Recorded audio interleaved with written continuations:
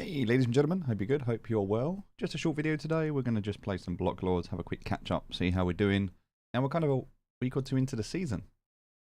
So just starting on the overview of the map. Going into the game drop, we've got 4 days left for the game drop. So level 8 Foreman House is complete, at least 8 heroes in the game is complete. We've done as much as we can to be part of this game drop. This is one of only 2 ways to acquire LRDS, which is a token we're after at the moment. So we're going to see how that goes. We'll see how that looks in 4 days. We'll do another video to check that out once we know. And in terms of the Shadowclaw season, as you can see, we're a week in now. And we've just hit 10,000 points, which is actually quite far behind. We're at the top 1,000 now. And we've been playing pretty much daily. So some people are really pushing ahead at the moment and need to kind of get on top of things. So we've not really got much going on here. A few things going on, but not too much. So we're gonna see if we can get ourselves up to this new spot today. All right, so let's have a look and see where we are. Gonna finish off this adventure, and it doesn't matter what we do at level 7. It's fine. We're just gonna do the coin because we've got some spare, and that's now complete. All right, so we're sitting on 3,000 gold. We don't really have that much in material. We've been upgrading, so we're trying to catch up on stuff at the moment. But what we're going to do right now is the 4 adventures. So we'll start with this one. This one just needs hero. We'll put in there now. Costs 150 gold to start. A few other resources. Now we can fail this at the first point, this new one. So episode 1 of 3. We're simply going to go ahead and click on Seek the Legendary Vintier. And as long as we've got a hero HP left, we'll be okay. This is the problem. If you can go over your hero HP on this. So if you do, you're out in the first round, and that's it. Hey Applefed, how you doing? Good evening. Put in a graveyard shift. Yes, mate, doing a late one today. Been quite busy the last few days, so just catching up at the moment. And wanting to get a stream in, because otherwise I know days will turn into weeks. All right, so we're going to go ahead and do a join account. Join account is 7 episodes. So I do the same thing every single time now. This is just boring. It's kind of just monotonous, but you know, we're doing it, so we're going to go ahead and seek advice. It's just, yeah, this is nothing more than just click farming at the moment. There's no real purpose to this. Fire torture, we'll do this one as well. 200 gold we need. Take our hero. Doesn't matter which hero we use, but we'll use one that's got 10 charisma. There we go. Get that signed and in that. Okay, so for this one we're going to pretend to submit because it takes 40 coins. A little bit of danger, but that's fine. Okay, and then the final one we need to do, we've done the join account, we've done a Venus quest, we've done a fire torture, so we need Arthur's. Let's see if we can find him. I don't know whereabouts he is. A lot of these are Arthur's Ascent. There he is. Oh, we don't have any heroes for Arthur's Ascent on that one. Let me see. That's probably because I've already done it. Let's try this one instead. There we go, we've got 1 hero we can use. Alright. So we've got plenty of meat, plenty of gold to start all these adventures. So we're going to go ahead here and offer to train him. Okay. So now that those 4 are done, that's all good. Now we can go and do our daily check-in. I think we've done it already. Yep, we're 27 days into the month. We've been in every single day at the moment just to do the basics. So everything here is done. We can go to the marketplace. And the next thing we need to do is just look at what we can buy and sell locally. So we're going to go to my region market. Anything that we can buy and sell within a decent range. That's too cheap. That's good price to buy, so we'll go ahead and buy all of that. That's too cheap. That's not terrible. It's not a great price, but it's also not terrible. Might go ahead and just buy that because it's going to help me. That's not a terrible price. I'll go up to 12. 8's great, we'll do that. That's a good price. 8's great, that's a good price, we'll do that. 9's a great price, we'll buy that. Fantastic price.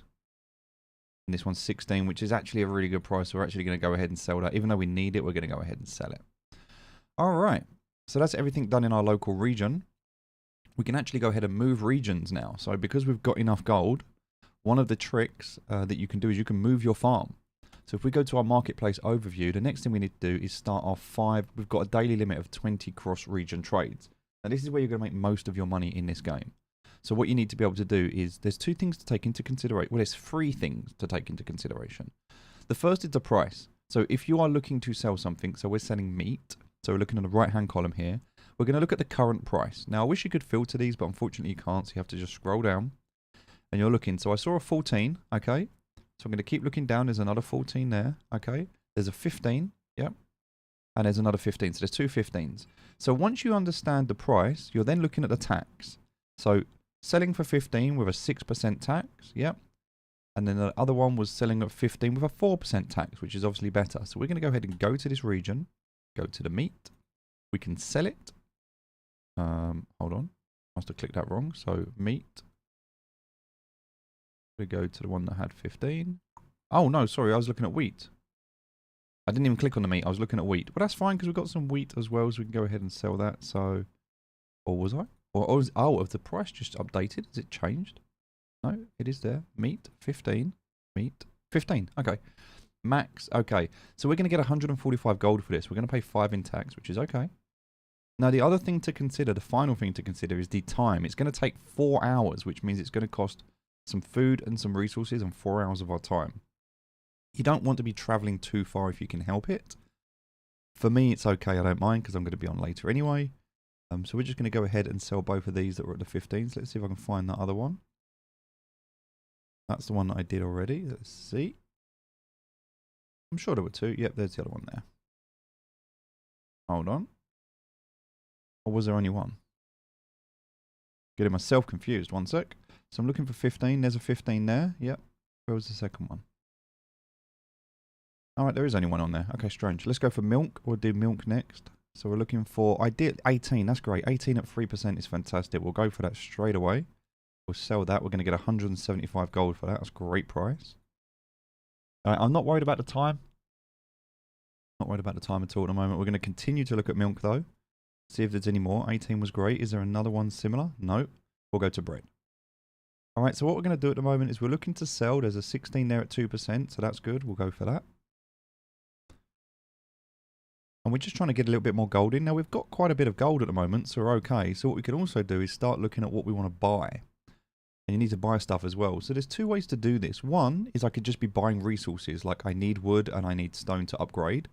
So I might just want to go and look at what is the price of this. So I'm going to look for anything that's cheap. So there's a 10 at 7, 10 at 9. There's a 9 at 7, which is great. We'll just go straight for that one.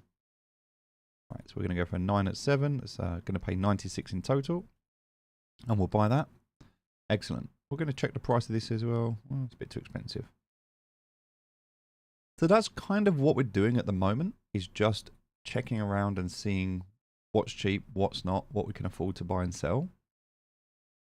There's a 16 there at 2%. We're just going to go straight ahead. I'm not wasting too much time. You can min-max this and be, you know, more efficient if you want to be. I'm actually not that bothered. At the moment, there's an 18 at 5% there. We'll go for that one. There we go. So we're going to get 171 for that. Excellent. And we can see here, all of them are around 3 hours or so. So what I can do now I've done this, and I've done all my local trades, is I can go back to the marketplace, and I can have a look at somewhere where the current price, if I want to buy something, so let's say I want to buy myself some wood, I want to find where the current price is quite cheap. So region 6, it's buying and selling for around the same price, but only for that, not for anything else, and that's not the same. So we're looking for something, so 12, region 12, possibly. No, nothing to buy there. No, that's quite expensive. Region 10 here. No, okay. We're looking where we can buy and sell for roughly the same price. So region 33. So region 33 is not a bad region at the moment. We're going to go for that for now. So knowing where region 33. Hey Bill, how you doing? Love your streams. Missed watching you a few days. I hear you saying how you doing. What have I been up to the last few days? You said you've been busy. Can you share? Yeah, just been busy with... I'm just sorting out accounts. I've got... It's nothing interesting. It's just I'm doing bookkeeping, tax, you know, getting all of that good stuff in order. Unfortunately, nothing exciting to share. It's all been just business stuff, really. But yeah, just making sure. I'm looking to... So one of the things I'm doing... I'll show you quickly, actually. One of the things that I'm doing at the moment is I'm looking to grab this, which is only available until the 8th of April, with the bonus. So if you register between now and the 8th of April, you get a 1% deposit bonus. So 1% deposit bonus would mean a $10,000 bonus. So I'm quite, you know, I like free money. And what I need to do is I need to consider if I was to liquidate some assets. Obviously, it's a taxable event when you crystallize your gains or even your losses. It's still taxable. And so what I'm doing at the moment is I'm looking at this. So from now until the 8th of April, if I transfer $1 million in crypto or fiat, I get my deposit bonus. So I'm just looking at what it's going to take for me to be able to put 7 figures into crypto.com to get this, because it's a free 10 grand. And who doesn't want that? Also, it's going to give me access to institutional grade trading rates, which I'm excited to see, because crypto.com has not got the best rates and I don't trade on it for that reason. But if I've got this, then potentially we could look at if it's any better. I'm quite interested in what this is. I don't know what this is, but yeah. I don't know what this is, but I'm quite interested to see like what the hell this means. And then uncapped fiat limits, which doesn't actually bother me. I'm not bothered about this at all, so I don't need that. But this white glove service could be interesting. Maybe, you know, we can have a look. But as a Prime member, you'll automatically enjoy estate disbursement and tax services tailored to your needs. So this is what I've been looking at. So for the last 2 days, I've been looking into this. It led me down a rabbit hole to look at my taxes and try and figure stuff out. And so I use an app called CryptoTaxCalculator.io, and that allows me to consolidate all of my taxes and stuff. But yeah. But also you get the Prime card, and you know I want the Prime card because at the moment I've just upgraded to the Obsidian card. So something I learned here, by the way, guys, something I learned, and girls, by the way, if you're watching, is that with these cards they've changed the rules. And I wasn't aware of this. So I always had the Royal Indigo card. That's the one I started on. So I ignored the Midnight Blue and I ignored the Ruby Steel and I went straight for the Royal Indigo, and I locked up £3,000 and I bought it at 10 cents and it went to $1 and I sold it at 30 grand. And it allowed me to upgrade to my my Icy White. Okay, so what I noticed originally is you get cash back. When you use your card, you get cash back. So at the moment, I get 2% cash back. Now, if you remember on videos in the past, I told you about my BMW that I bought, and I bought it on my Crypto.com card, and I got my 2% cash back. Now, what's interesting is it's $50 capped. But the first 3 months, there is no monthly cap. Now, because I had a problem with CRO, and I didn't have a card. For ages, I didn't have a card. And they resent me one out, and I restaked when I bought my BMW, so I was within my first 3 months. And so I got my, I got like, you know, 3,500 CRO back on my, which is amazing, because that was like equivalent of like $500 at the current price.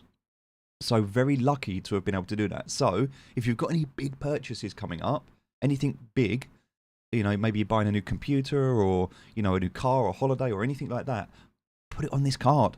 You know what I mean? Like, that's what I did.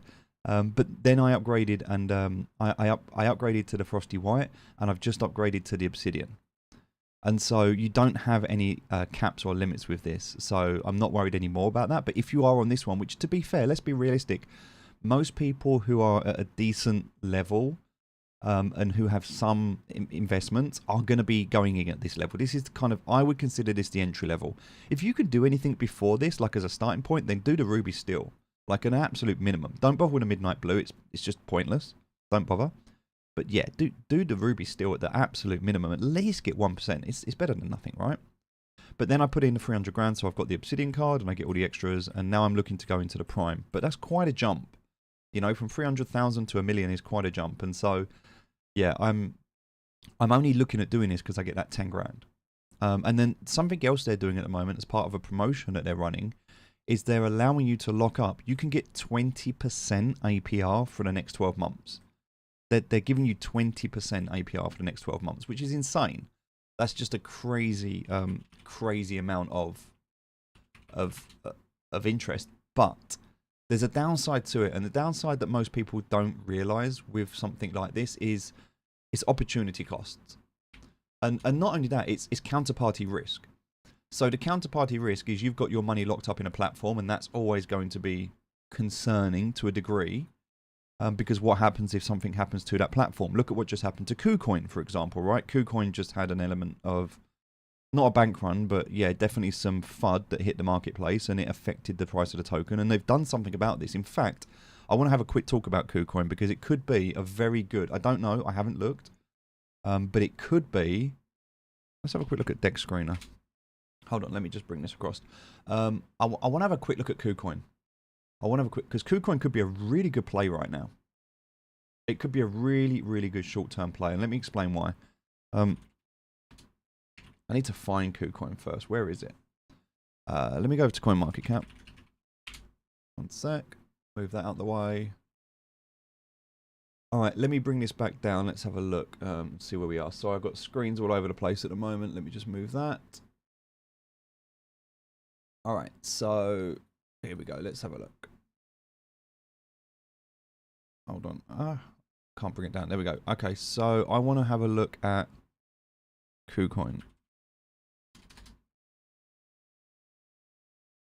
Whoa.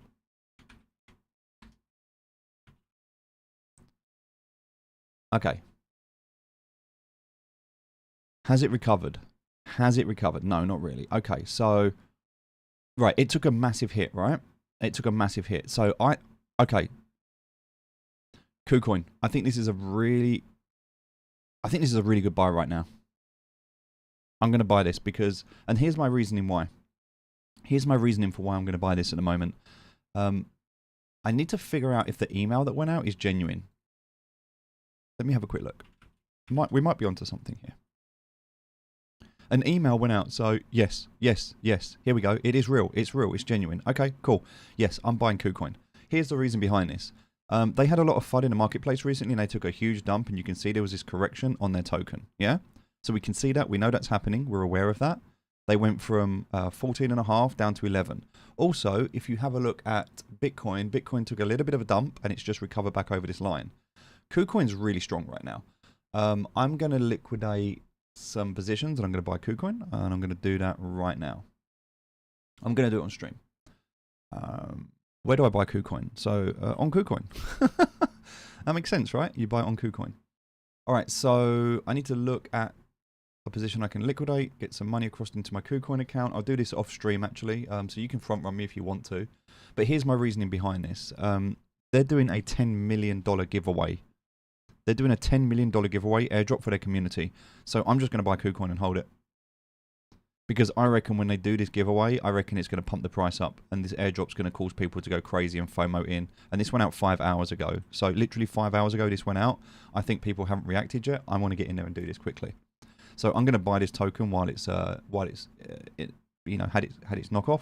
And I think that the way they're handling this marketing wise by offering an airdrop to basically double down and say, you can read the full letter here, look.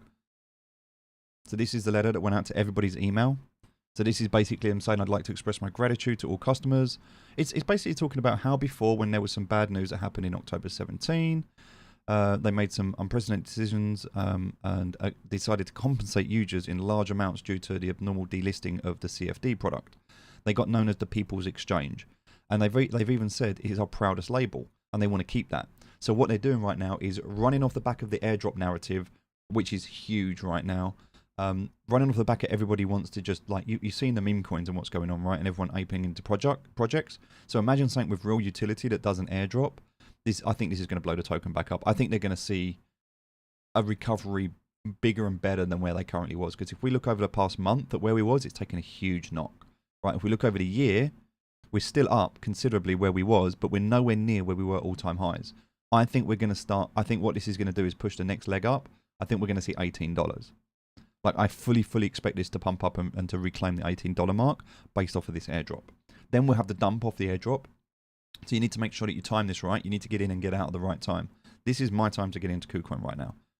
I think that KuCoin, in terms of a token, you know, there's only 56% circulating supply. I haven't looked into the tokenomics. I don't need to. All right, I'm looking at the max supply, which is 170 million. All right, fully diluted market cap. Okay, you understand like what the metrics look like at the moment. I think that it's valued fairly, considering, but I don't know the mint. The problem at the moment is understanding the mint and the burn supply ratio. So understanding the tokenomics in terms of like how is it minted, how is it burnt, looking at wallet control and things like that. But yeah, I think at the moment when we consider like in the last month, highs of 15, lows of 10, and even in the last year, look, lows of 375 in the last year. So the last year, I mean, it would have been much, much better. If you bought this down here at 375, highs of 15, that was an incredible play if you were able to make this in the last year. Most people didn't. So I think there's a small opportunity here. So that's definitely one that I'm going to be playing on today. Yeah. So that's, when you ask me, Applefed, what have I been doing? That's what I've been doing. That's been my last couple of days. But anyway, back to gaming, because that's why we're here, right? So now that I've done everything in the marketplace that I need to do, I can look at where I'm going to move to. So I mentioned I was going to move to, I've forgotten now because I got kind of, yeah, I got kind of distracted. I was going to move to, was it 36, I think, or was it 34? I can't remember where I said I was going to go. I think it was 30, might have been 34. Let me have a quick look. I think it was, maybe it was neither of them. Where was I going to move to?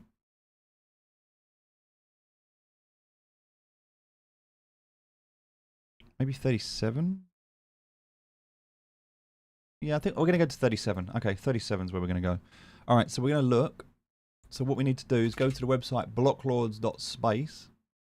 Blocklords.space. Go to guide. I don't even need to go to guide. Sorry, no, I can just go to the homepage. We're looking for where is 37. So 37 is right up here in the top right-hand corner, far, far out the way of everything and everyone else. All right, so let's go up here. Is this one here? This is 37. We're going to click on that. We're going to click Move Farm. We're going to pay our 500 gold to move there. Ta-da! We've just moved. All right, so we've lost 500 gold. That's okay. The reason it's okay is because now if I go to the marketplace, I can continue with my trading. So I can look at anything I can trade here, and I can redo all of my trades again. So I can buy and sell. This is cheap to buy, so I can go ahead and buy this. This is cheap to buy, so I can go ahead and buy this. This is good to sell at the moment, so I can go ahead and sell this. Look at the profit I made from what I bought and sold before. This is a bit expensive, so I don't want to do anything with that. That's a bit expensive, but this one's a good price, so I can buy this. And this is a good price, so I can buy this. So what I'm doing here, now if I moved again, let's say I moved another again, I'd have to pay double. So that's 1,000 now. I'm not going to do that. If I wait 48 hours, I'll be able to move again. So this is one way that I found people are exploiting the marketplace to be able to move around and gain more experience. As a result, if I now go into my missions, I've done a few more marketplace missions, right? And so now I've just got that extra experience. So you need to look at what needs to be done. There's still a lot of stuff I need to do. I need to sell food in the marketplace. I can get some more experience for doing that. I haven't done that yet. Sometimes you need to take the hit on stuff. I also need to sell wood in the marketplace because I haven't done that yet. So sometimes you just need to do that stuff to get that experience. But we've just got ourselves some influence. Ladies and gentlemen, for the first time, we have influence. 3,000 influence. Nice.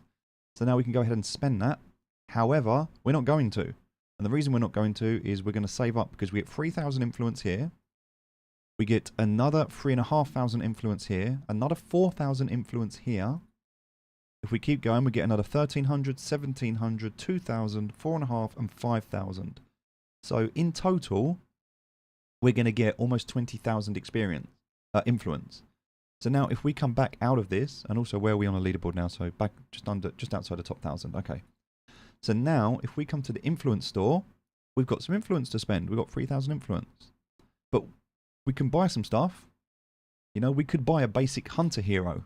And it could be tempting to go and buy it and spend some money. Great, yeah. But why would we do that when we can buy a legacy hunter? Yeah? We want to buy a legacy hunter, so we're saving up because we'll have enough for that if we save up. So we're going to get ourselves a legacy hunter from the battle pass. We can also go and buy these starter packs and these other things. It could be tempted, you know, we could go and do a couple of these packs. But then we're not going to get a hero, and these are worthless because you can farm these for free. Right, yeah, we'll get an NFT in these, but no, we don't want these. Now we can only get one of these. And it might be nice to get a couple of NFTs if we've got the spare influence. That's 1,000, that's 10,000. But honestly, I just don't, I'm not interested in resources right now. I don't think resources are worth doing. There's also a mystery chest. We could get a mystery chest, which could give you anything. That's 10,000. So, you know, got to decide whether that's right or wrong for you. But here we go. So heroes, resources, and mystery chest. I'm not interested in the resources at the moment. But looking at the heroes, I want the legacy hunter hero. Now I won't have enough influence to get 2 of these, but I can get 1. I can get 1. And then I'll be able to look what else I can get. So maybe then I'll be able to get the legendary Shadowclaw chest. Maybe I'll be able to get some other stuff as well. So the battle pass, that's what I'm looking at the moment. So I'm going to save that influence. I'm not going to spend it. I'm going to keep hold of it. Because once I do that, that means that then I'll be able to use, if I go to my missions, I'll be on here.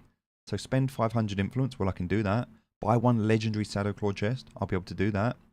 Buy one basic hunter, buy a legacy hunter, I'll be able to do those. And then I can get more experience if I buy these things. So you might want to look at them and see. But for now, yeah, I'm just going to save up on that. But there's some more experience I can get there as well. So cool as well, good to know. All right, let's jump into the farm. We've done everything we can do outside here. We're just waiting on the cooldowns. So let's pop into the farm. All right. So here we are. We've been busy. We have 47 out of 47 squads at the moment. So let's talk about where we are. We've upgraded our foreman house to level 10. We did that. That gives us 3 spots, which is great, and an extra squad. We haven't really done much here on level 2. We've left it as it is, although we did upgrade these houses to level 5. So these are both level 5 now. And we haven't really done anything down here. We started to. We did this to level 3. We upgraded these to level 2 and 3. We haven't really done much.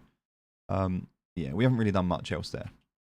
So we started to upgrade these, but I haven't finished. I just need to do these 2 fields and this cow pen. Which I could go and do that now, actually. But what I'm looking at right now is this house. I'm trying to upgrade this house, and I need more to be able to do that. So that's kind of where I am right now. I need just a tiny bit more stone brick. I can get this up to a level 9. So what I'm trying to do now is get these 3 houses to level 10 each. Because that's going to give me another 3 squads. And that will put me up to 50 squads. And that means that I can then obviously do more. The more squads you've got going out, the more stuff you've got going on. So that's the plan. Alright, so as I start every day, I do the same thing. I'll pop over to my buildings and I'm going to have a quick scroll through and see if there's anything here that's debuffed. If there is, I'm just going to simply repair it.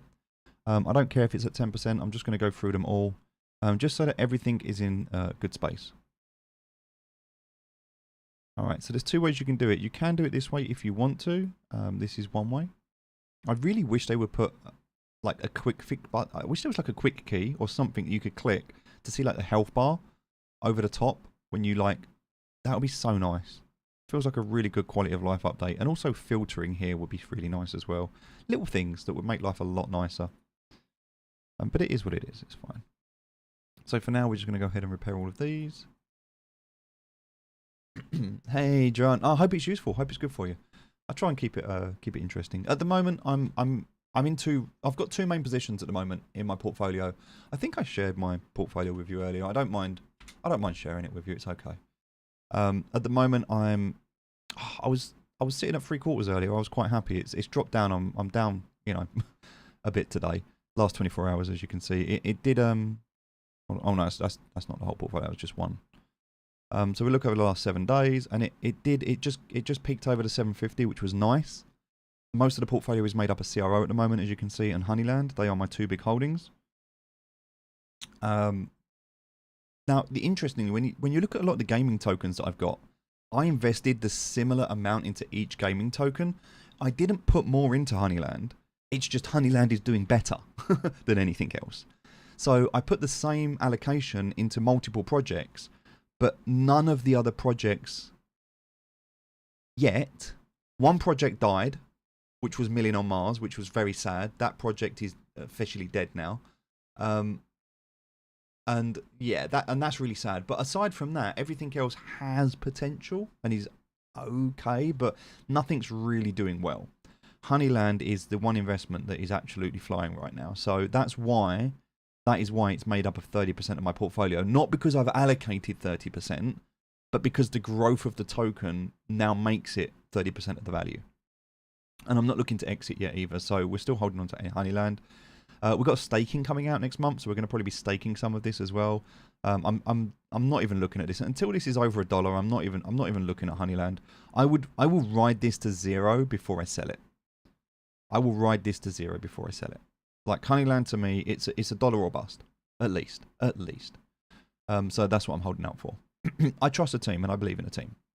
Same with Kronos. This is $1 token, and it's been $1 token, so this just needs to get back there. And when it does get back there, I mean, this is, you know, where a lot of my, and this is what I'm talking about at the moment. this is only obviously what I've got on chain and only what I'm showing here. I have another portfolio, which nobody knows about. And I'm not going to talk about because it's private. But I have a private portfolio. This is my public portfolio with all my public wallets and public addresses. And then I have a private portfolio, which nobody knows about. And I'm not sharing that. But my point is, this is still like, this is not every. The reason I say that is because this is not everything. I don't want you to look at that and go, oh, well, this is Steve's entire net worth. In this, it's not. It's just what I'm tracking on chain. And so I'm comfortable with these allocations. Hey, Koopy, how you doing? And the reason I share that with you is because this is not what I would consider a typical portfolio. I would like to be, if this was my only portfolio, I would like to be more diversified. I would like to have more diversification between different products. There's a lot of tokens I'm looking into at the moment that I'm thinking about buying into from here, and they're real world assets. So real world assets have really pumped up at the moment. So definitely some allocations into those. I'm not interested in the AI narrative. I think it can pump, but I don't understand it. I'm behind it, so I didn't really pay attention to it, and I don't need to. What I've been trying to do is consolidate so I'm not spread too thin, because if there comes a point of capitulation where I need to start selling stuff quickly, I don't want to mess about selling stuff. I want to just be able to go into 1 or 2 tokens and just do what I need to do. So that the concept behind this is just to simplify the investments are long-term investments, and simplify the daily. So I don't need to be there. I mean, that's my trading portfolio. So my trading portfolio is, I would say, and my gaming investments, they're longer terms. The trading not so much, but the gaming investments are longer terms. We're talking like 5-year investments is what I'm looking at with those. All right, so anyway, back to this game. And this is another one. And so the reason I'm playing this game is because this is another token I want to acquire. I think this token is potentially going to be quite valuable. I really want to acquire as much of the LRDS as I can. And so that's kind of why I'm playing this game at the moment. Plus, I kind of enjoy it. I like this game. It's a chill game. I don't get stressed. It's not like playing Dota. All right, let's continue. Just going to debuff all of these. Now, this actually the reason I'm doing this as well is because repairing gives you experience, and everything that gives you experience at the moment, we need to do to get on that leaderboard. That leaderboard is really the fight that we're after at the moment. And I thought, I mean, when I started, I was in the top like 100, and then the top 300 and the 500. Now I'm in the top 1,000. It's crazy. How do I treat my coins regarding taxes? Noting down every transaction is always painful. It's really good to be able to do that anyway, but you can use software to export stuff, and then you can filter it via Excel sheets and Google Sheets. That's what I do. I use cryptotaxcalculator.io. That's a good website. It also teaches you a lot about tax harvesting. I try my best not to, like, apart from my trading account, everything else, I try not to sell it if I can help it, because obviously it is a taxable event.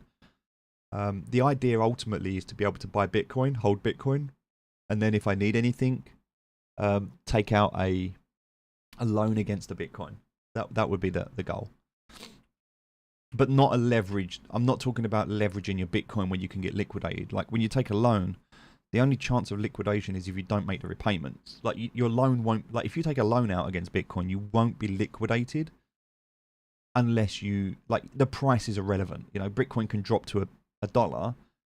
As long as you can make your monthly repayments on your loan, you will not be liquidated. So when I talk about taking a loan out against my Bitcoin, it's like releasing equity in a house, right? You're not gonna get liquidated because of market volatility, and that is very important. When I leverage assets, I do not leverage with any potential liquidation. My liquidation is 0%. It's very, very, very important to consider that. Very important. And this is possible. Very, very possible. You can do over-the-counter deals where you can do that. So, no. Is Great Britain tax-free? No, not at all. No. They just the fact that you've mentioned the word tax, that's a taxable event. And the fact that you mentioned Great Britain also. And the fact that you commented on here is a taxable event. And if you had breakfast this morning, that's taxable. And you should try to drink 2 litres of water a day, because if you don't, that's taxable. And if you drink over 2 litres, you're taxed per litre on everything over 2. Like that's kind of how the UK works. Obviously, I I joke, but yeah, I mean, no, you're looking at 40% tax for a lot of cases, which is why you don't want to avoid paying tax. Obviously, that's not right. Tax avoidance is very different to tax evasion. You do not want to be evading your tax because that's naughty. But you want to avoid paying more than you need, right? You don't want to pay more than you need. So you want to be smart with your money, which means, you know, just considering what triggers you need to understand. And this is whale problems when you get into this category. I mean, it's not whale problems. There are the two biggest costs in your life. The two biggest costs in your life are going to be taxes and wages. If you ever run a business or hire people, you have a cost of hiring people, the wage to hire that person, right? So wages are expensive and taxes. If you can find a way to be effective with those two things, then you will be able to retain much more of your wealth. Much more of your wealth.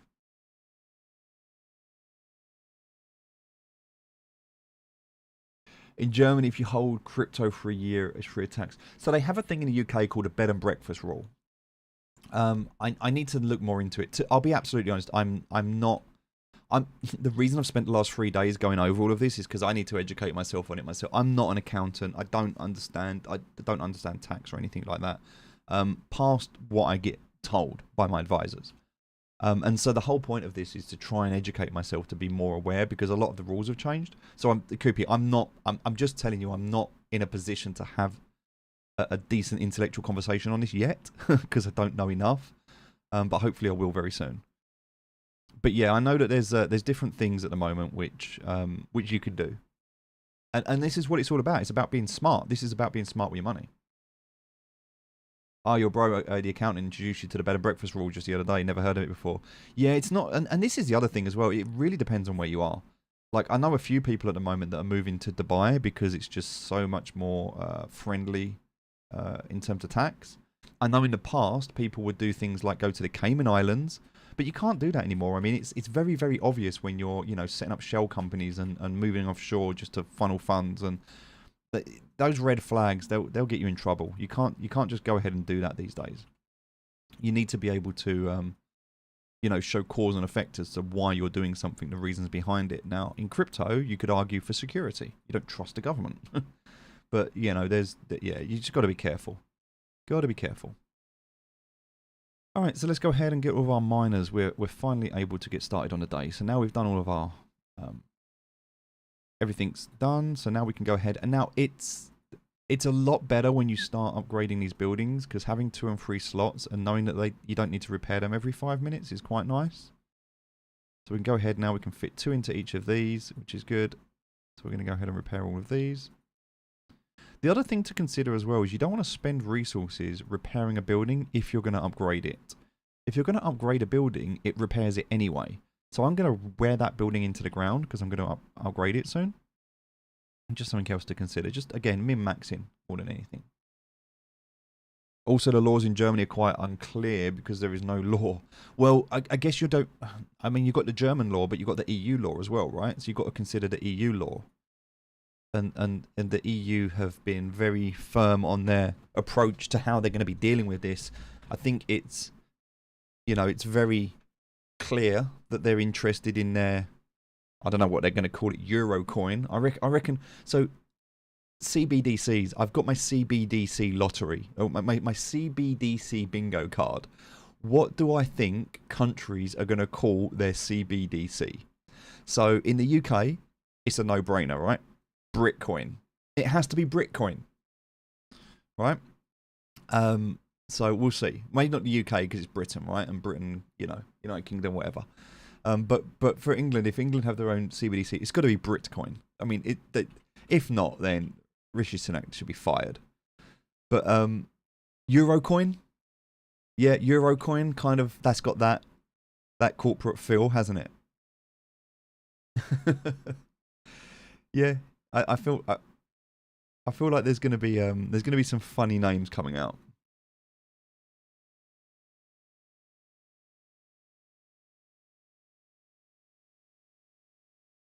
Maybe India goes for the Incoin. I don't know. Like, it'd be interesting to see what they call it. There's going to be a lot of coins, right?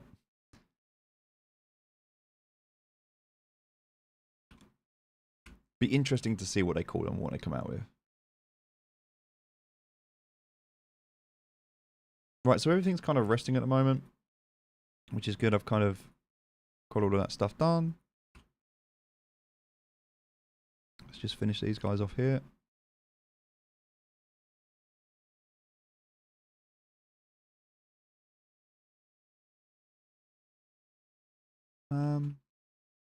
Did I miss one?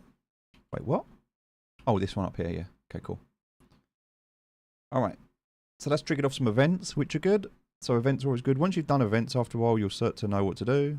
This one doesn't work. It doesn't normally work, but it's fine. Alright. So we've done everything we can do there. Let's just have another quick check. So we killed a bear. That's good. 10 out of 10 bears killed.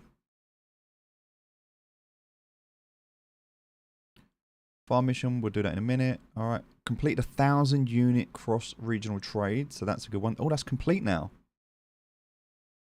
Oh no, that's complete. We can still go. So after a while, you'll get to a point where you'll max these out and they'll be complete.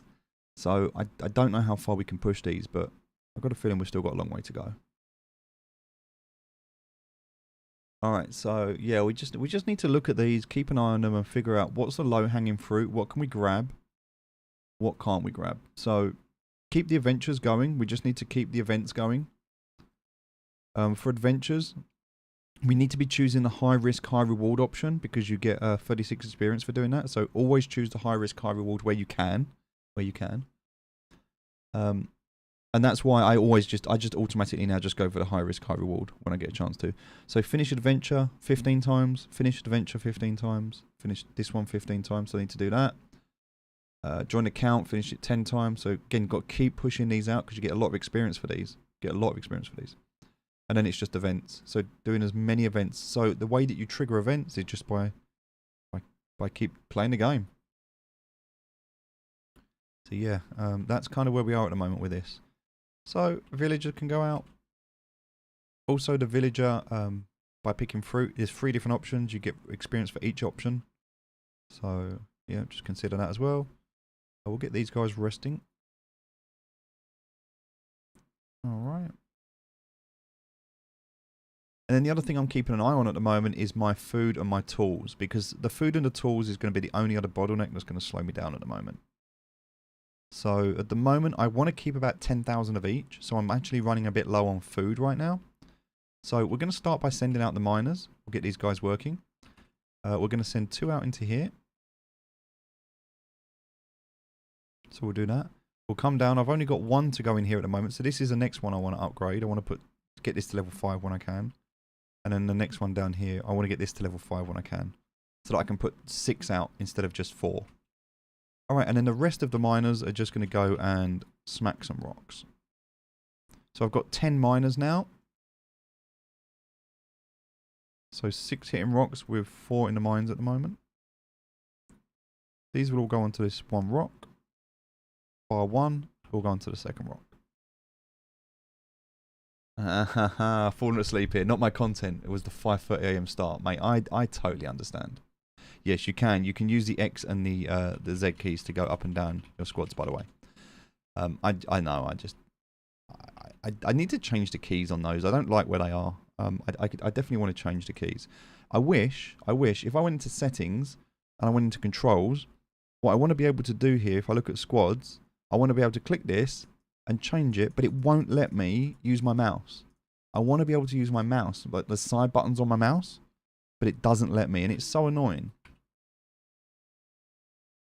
Like, I don't know why it doesn't let me set them.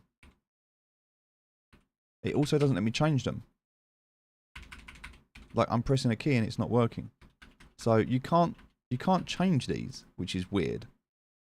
Like, it's there as if you can change it, but you can't. But I would love to be able to do that. Because then I would probably use it more. Like on the side of the mouse, just click up and down will be so much easier. But that being said, it's all good. So I'm just that's another way to be more efficient, right? And I can get into that space as well. Like as well, hotkeys on here. Like if I want to refine wood, having a hotkey for this. just everything that you can do at the moment that would make life a little bit easier, you know, so I don't have to keep click, click, click, move. It's rather than making it, yeah, 1, 2, 3, 4, 5 would work so easily. I know, right? That would just be perfect. I think the key here is it's not so much about being efficient to make you work harder or faster. It's more about preservation of your limbs. RSI, you know, making sure that you're not moving so much. Like, because there's like a lot of people complain inside the community that this game is taxing on your body. Like you are clicking 100,000 million times a day in this game. Carpal tunnel is real. There you go. See, coming from probably one of the biggest players in the space at the moment. Yeah, so I'm definitely more of a casual gamer. I'd like to consider myself casually competitive. All right, I think that's, as an undisputed noob, I'm casually competitive. Like, I want to be competitive, but I'm just shit at it. That's the reality. And so I'm never going to be top of the leaderboard compared to how some people play. Also, I just don't have the time to play this game like as much as I want to. I'm the guy that will just go out and buy the LRDS token when it launches. That's kind of me. I'm normally the guy that gets in at the pre-sale, but I totally missed this one. Yeah, exactly right. Care about rank, but you wouldn't end your life at the top 10. Exactly.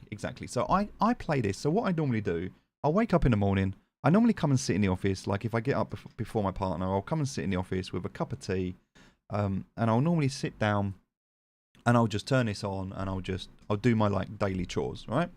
And then I'll maybe during the day at lunchtime, you know, I might have it sitting on in the background. I might do it. And in the evening, I might as well.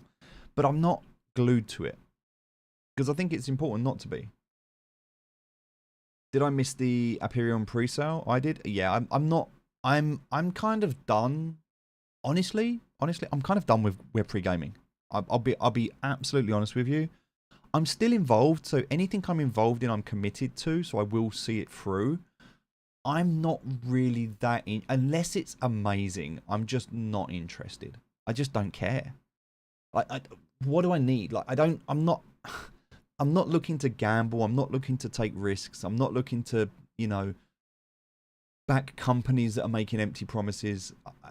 I've invested in it, like Boomlands. I invested in Boomlands. You can still do that, by the way. You can absolutely. I'll give you this. This is exactly what I did. So Boomlands right now, their token sale. You can go and do this if you want to. You can go and do this. So boomland.io/token-sale. You need to have on Polygon USDC.E. All right. I'm not going to teach you how to do this. Figure it out for yourself.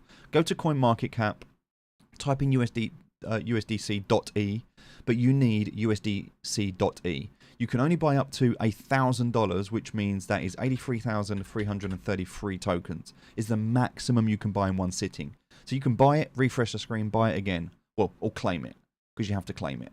And I did this on a different video, so you can go and figure this out for yourself. And I've already told the team, like, they could make this so much easier for people to understand. Like, how hard is it to put a bit of text on here saying, use USDC? But this is a shit page. This should be realistic. But I like what the company are doing. I like what they're building, and I like the potential behind it. Now, you need to understand this is like a token with 30 billion supply. But it's also a whole ecosystem. It's not one game. And I think this is going to be really big because I'm really big on mobile gaming. And I think that when you look at what this game is doing, they're taking lots and lots of different games like Archery Club, Darts Club, Mighty Heroes, Baseball Club, Cooking Festival. And you're going to be able to have interoperability behind all of these different games. They've got a few games. Hunters on Chain is one. They've got a few other games as well out that are coming out at the moment.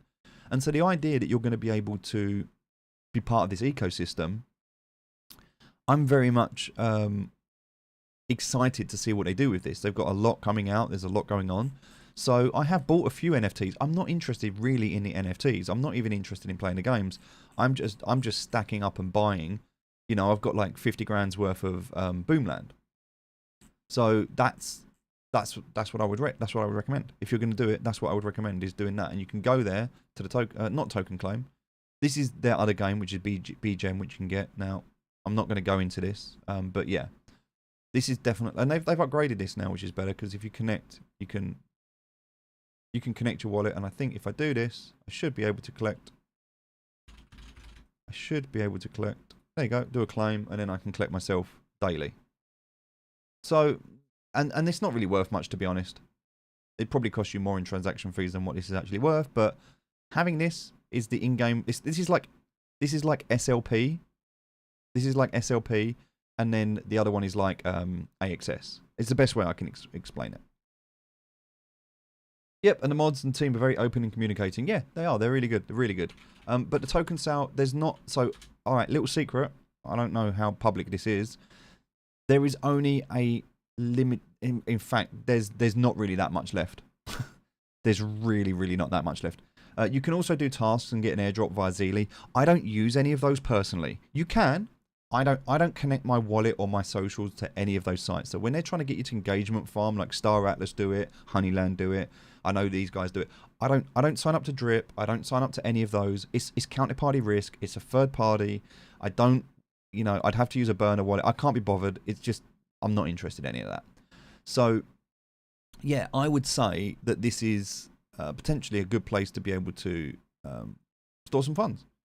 You know, and as I said, you can quite easily go in there and grab that. Like it's possible to be able to do that.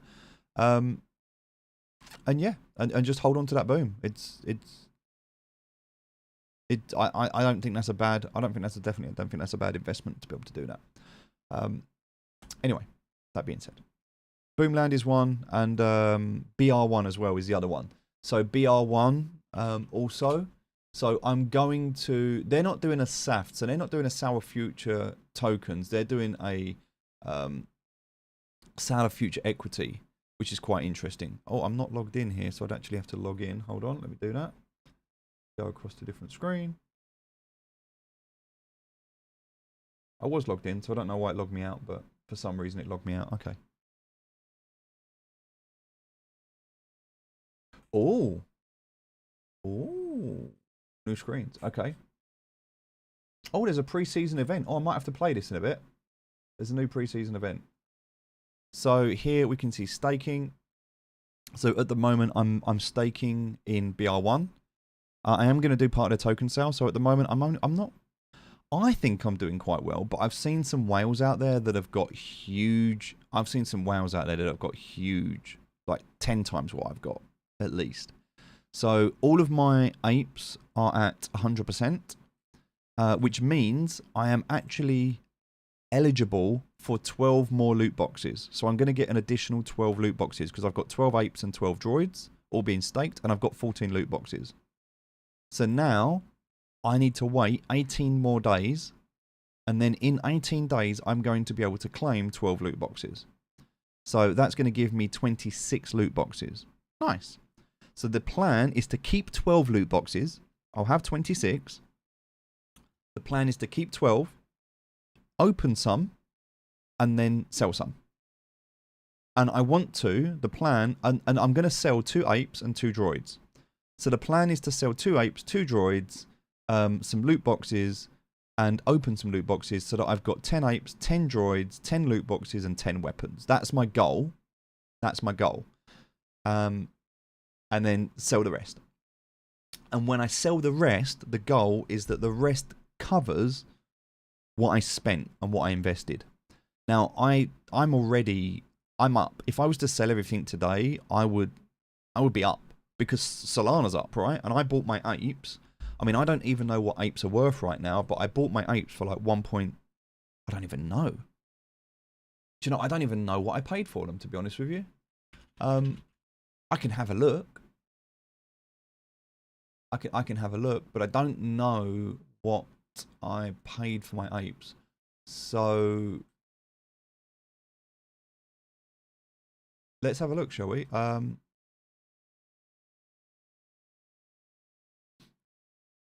All right, so here we go. You can see, so my droids, I bought my droids for about 1 soul each, right? So there you go. I bought that for like 1 soul, 1 soul, 1 soul. 1 soul. Yep, so I swept the floor there.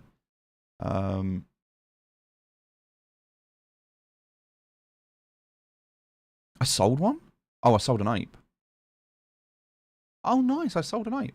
I didn't realise that sold. 4.8 soul. Nice. Sick.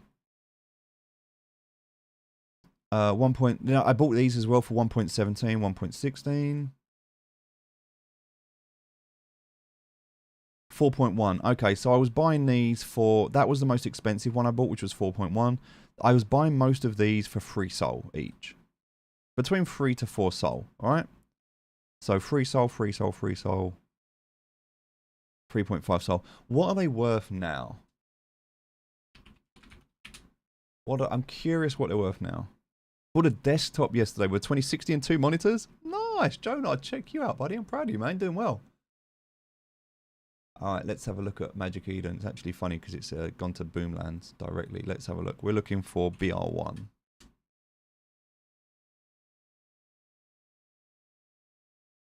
All right, so the floor of these at the moment. Oh, wow, these are cheap. Damn, these are so cheap right now. But then the price of Sol's gone up, right? So, yeah, I mean, look at the floor. You could sweep the floor of these. They're so cheap right now compared to what I paid for them.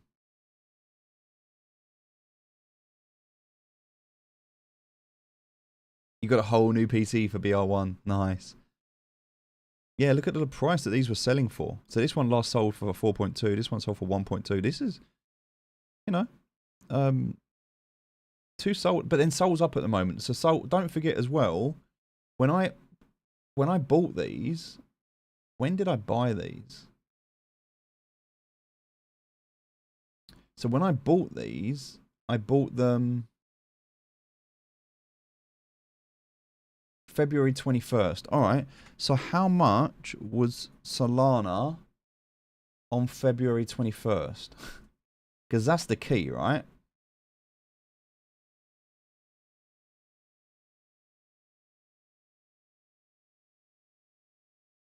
So how much was Solana on February 21st? It was 100. It was $100. So when I bought them, I bought,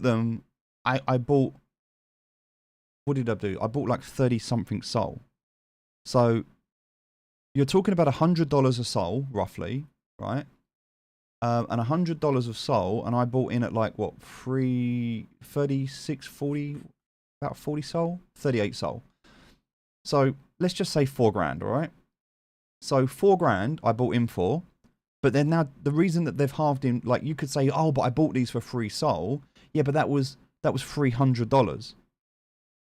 So if we're looking at the US dollar value of this, I bought this for $300, and it's now worth 2 Sol, right? Floor is 2 Sol. Sol at the moment is, so that's nearly, so I'm already up when you think about it, right? Because if I bought in at $100 and I bought one for 3 Sol, which was $300, and it's now worth 2 Sol, and Sol is almost $200, that's $400. So I'm $100 up in terms of fiat if you're looking at the price of, I mean, it's 180, so all right, 360 if you like. But even so, if I bought it for 300 and it's currently the floor sitting at 360, I'm still up. So even though I'm getting less sold, Sol's worth so much more now. So, yeah. I mean, obviously, it would have made sense to have held the Sol, wait for the Sol to pump, and then, you know, I could have got them a lot cheaper. But I'm happy with what I've got. Also, I'm getting my points, right? I've got 37,000 points at the moment. I have absolutely no clue and no idea what this is worth. I don't know what this is worth. I don't know. I don't know what it means. They're going to release it in the future, but I'm sure they're going to do something nice with it. And so, yeah, just going to hold on to them. And I'm not unhappy with what I've done. I think I've done the right thing, and I'm happy to just chill and wait with that. Yep, got the same problem. We've got so many NFTs in different games. I mean, you've got to think, I've got 1,000 habitats in Genopets. I've got over 1,000 Axie accounts that have all got a team. So I've got over 3,000 Axies. So I've got 1,000 Genopet habitats. I've got 3,000 Axies. I've got something like 50 or 100 Legends of Venaris. I've got all my big time space. I've got my Sunflower Land farm. I've now got the Blocklords farm. I haven't got land in Axie, no. What else have I got? I've got my Gods Unchained cards. What else have I got? Oh God, I don't know. I don't even know what I've got. I've got the Million on Mars stuff, like incredible amounts of Million on Mars stuff. Don't play that anymore. And that game's obviously dead, so that's just a real shame. And I never cashed out on any of that, by the way, so that's a tax write-off now. That's 100 grand lost, which is really, really sad. Really sad. Now, they are taking a snapshot, so I don't know. I mean, I'm looking at the actions of the leadership team, and they're simply not interested in Million on Mars at the moment. They're just not. Now, I know that for Eric and from his perspective, this is his life, you know, and it's his life's mission and his life's work, and I don't think he's going anywhere. But they pivoted away from a good game into Web3, and they got wrecked. And I think they're just very hurt by the whole space, and they've now moved out of the Web3 space into AI. Now, my concern is that they're going from pillar to post, and if they try to just move into a new market and leave the old one behind, then that's really shitty, because they should make good on all of the people that invested previously that they got screwed. And that's a hard thing to do. But look, I took on a lot of investors before who got on board, and they got wrecked. And I took money out of my personal pocket to be able to pay these people back, so that they weren't out of pocket as much. They obviously were at a loss, but just not as much, because I took money out of my own personal pocket to make sure that because I had to. Because I cannot be successful knowing that other people have followed me and they've not been successful themselves. So I have a real huge moral dilemma when it comes to like helping people in that sense, right? Because if I try and help someone and it doesn't work out, I feel fucking terrible. And so if I built a game and people invested in that game and that game failed, I would feel horrific. Which is why I'm really cautious about how I build my game. But also, if you just close the game and then move on to another project and ignore and forget about the previous version, then that makes you a scammer. You know, that in my eyes, like that's why I'm waiting patiently. But I'm also, you know, I'm very aware of like what could potentially become. And so I guess at the moment we have to just wait and see. So looking at the moment inside the Million on Mars, sorry for late response. I'll follow up with you either tomorrow morning or if you're available Monday. Well, it's now Wednesday and he's not followed up, but that's fine, you know. But I did just say, please confirm when possible. You know, how can we include stuff? Hey there, everyone. I'll start perking up more often. Joel has pulled together a nice and tight shim app that will hold everyone's stuff while we go into Twilight. You'll be able to log in and check on your stuff, etc. We are crunching this week, getting something launched for one of our clients and doing the humble and practical thing of making money. On the good news side, we have had a break-even quarter for the first in 1.5 years and hired 3 people, so all in the right direction. Okay, so this gives me hope. This gives me hope because I think Eric's a good guy. I think the team are good. I think you know they definitely made promises to me that they never delivered on, and whilst that hurts, I understand. And so there is definitely expectation management. I think they're struggling. I do, but I also feel like, you know, we all make mistakes. So it'd be very interesting to see what happens here. Now, the fact I told them they should do this a long time ago. I said they should definitely just close the game down and rebuild. Now, the fact that they're taking a snapshot does give me hope. How it looks in the future remains to be seen. We'll have to wait and see. I want to support them. I really, really do. I really do believe that they've got the potential to do something great. We just have to wait and see. We have to wait and see. I'm not going to pander, and I'm not going to blow smoke up their arse. You know, they've definitely fucked up and they definitely got screwed. Both things happened. And the fact that they're still here says a lot about their character. So the fact that Eric is still coming up and talking and doing stuff here, he could just disappear, but I don't think he's that type of person. So I have a lot of respect for the team. A lot of respect for the team. Hey Steve, I saw the CDC 20% earning thing. I got a few K in CRO. Definitely. Okay. Hey bro. So all right. Here's my thought on this. Because I'm thinking the same thing, but I may be thinking it for a different reason. So let me tell you what I'm thinking, and then let me tell you why I'm thinking it. Because this might impact your decision. Okay. So what I'm looking at right now is where did they mention it? They mentioned it somewhere. Where is it? Oh, they're doing loads of stuff here. I don't even watch this.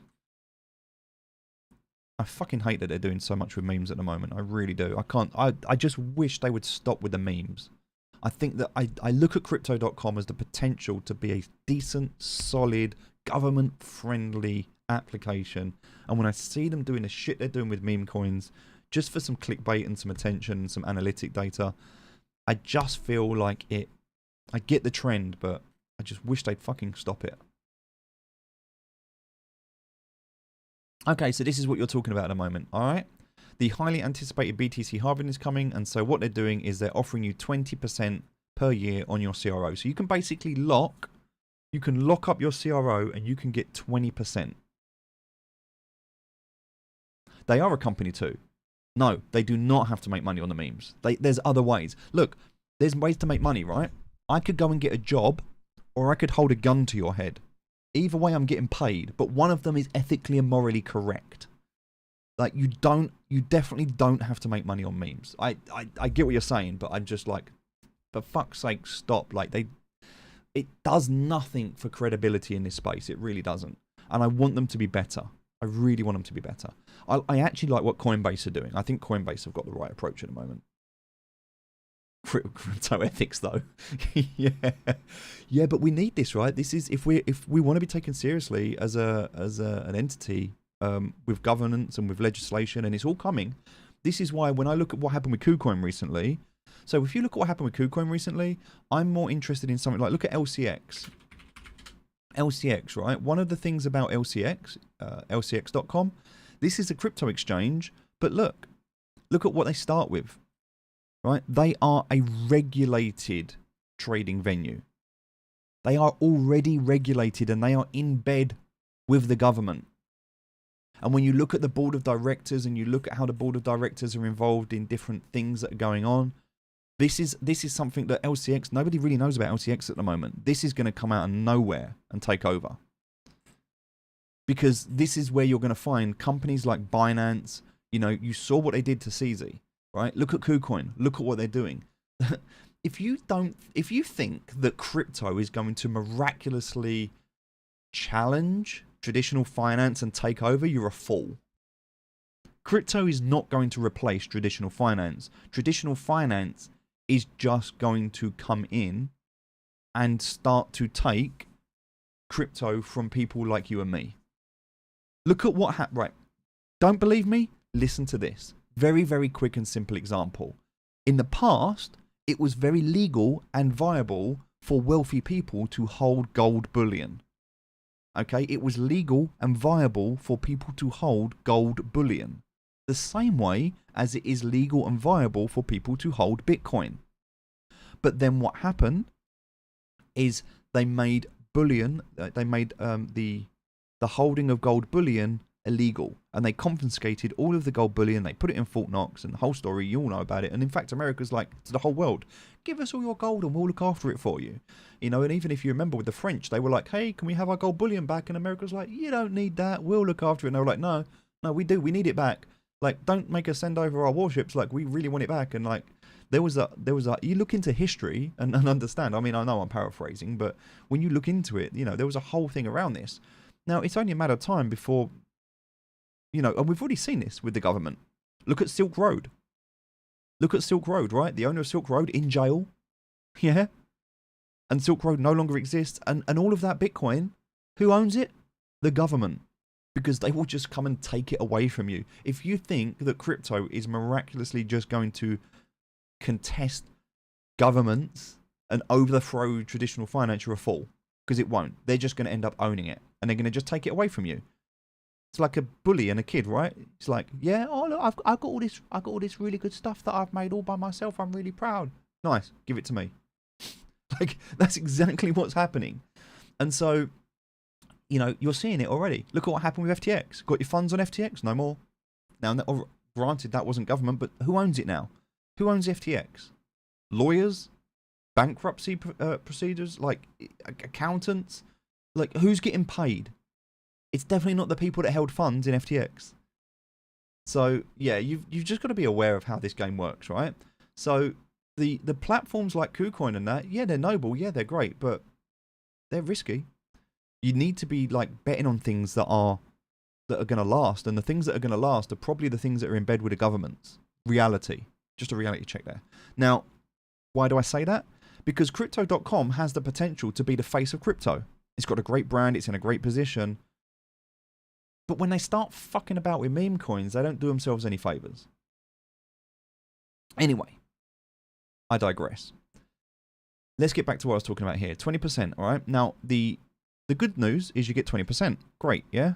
Big shiny object. Ooh, look at this. The bad news is that you have to lock it up for a year. So two things. One, why? Why do you have to lock it up for a year? Well, maybe Crypto.com, with their vast knowledge of data, because they have incredible data available to them, maybe they know something that you don't. Maybe they know that at the end of this year, an event might potentially happen that will cause the market to capitulate. Okay, so with that in consideration, if there is a potential seismic event that could happen at the end of the year, what is the best thing that you could do to protect your token? Well, you offer people more tokens by locking it up. Then, when the market dumps, let's just imagine there's a huge correction. Let's imagine there's a black swan event and a huge correction, and let's imagine Bitcoin goes back down to 30k. Just imagine it for a moment. Humor me. All right? Now, CRO, which is now trading at $1.20, goes back down to 10 cents. And you look into your account, happy that you're getting your extra 20% a year, but you're locked. And you couldn't sell the top. And because you couldn't sell the top, you've made 20%, but you've lost 80%. Do you know what I mean? So opportunity cost of locking this up for a year in a volatile market, is it worth 20%? Now, if you hold your CRO at the moment, CRO is currently worth 15 cents, yeah? So if you hold that CRO and it doubles, it is so shiny, I know. But if it doubles, you've just made 100%, right? Then you cash out. You're 100% up. All it needs to do is go to 30 cents. That's not hard for it to do. It's not hard for it to do at all. So you could make 100% by not locking it up. So you just got to consider what's going to happen, because it will crash. Like I tell you now, it will crash. It will crash. It's just a case of when and by how much. So the only reason I'm looking at this is because I can't cash out. So the reason I'm looking at this is because, unfortunately, with my CRO, if I cash out my CRO, I get hit by a very large tax bill. And so for me, I don't want to pay that tax, right? Now, obviously, if the tax is due, I'll pay it. But why would I trigger an event that's going to cause me to pay tax when I don't need to? And for that reason, I'm not selling. Not because I don't want to sell. In the case of, like, I'd love to, you know, have the money to do other things with it. But for me, I have to consider a bigger picture and how I do things. So for me, it's better to lock this up. So I would say, going back to my initial point on this, it really depends on your situation. If you've got like a few thousand CRO, great. I got 3 million. Do you know what I mean? Like, it's a different yeah, it's just a different kind of conversation that you need to have. So what I'm doing isn't typical and isn't what I would recommend other people do. Like, I'm very realistic in understanding, and also don't forget, when I started with nothing. When I started, I had nothing, so I had to build myself up from zero. So I know and I respect and I remember exactly how bad it was. And I'm grateful. I'm very, very grateful to be where I am today. But it wasn't always like this.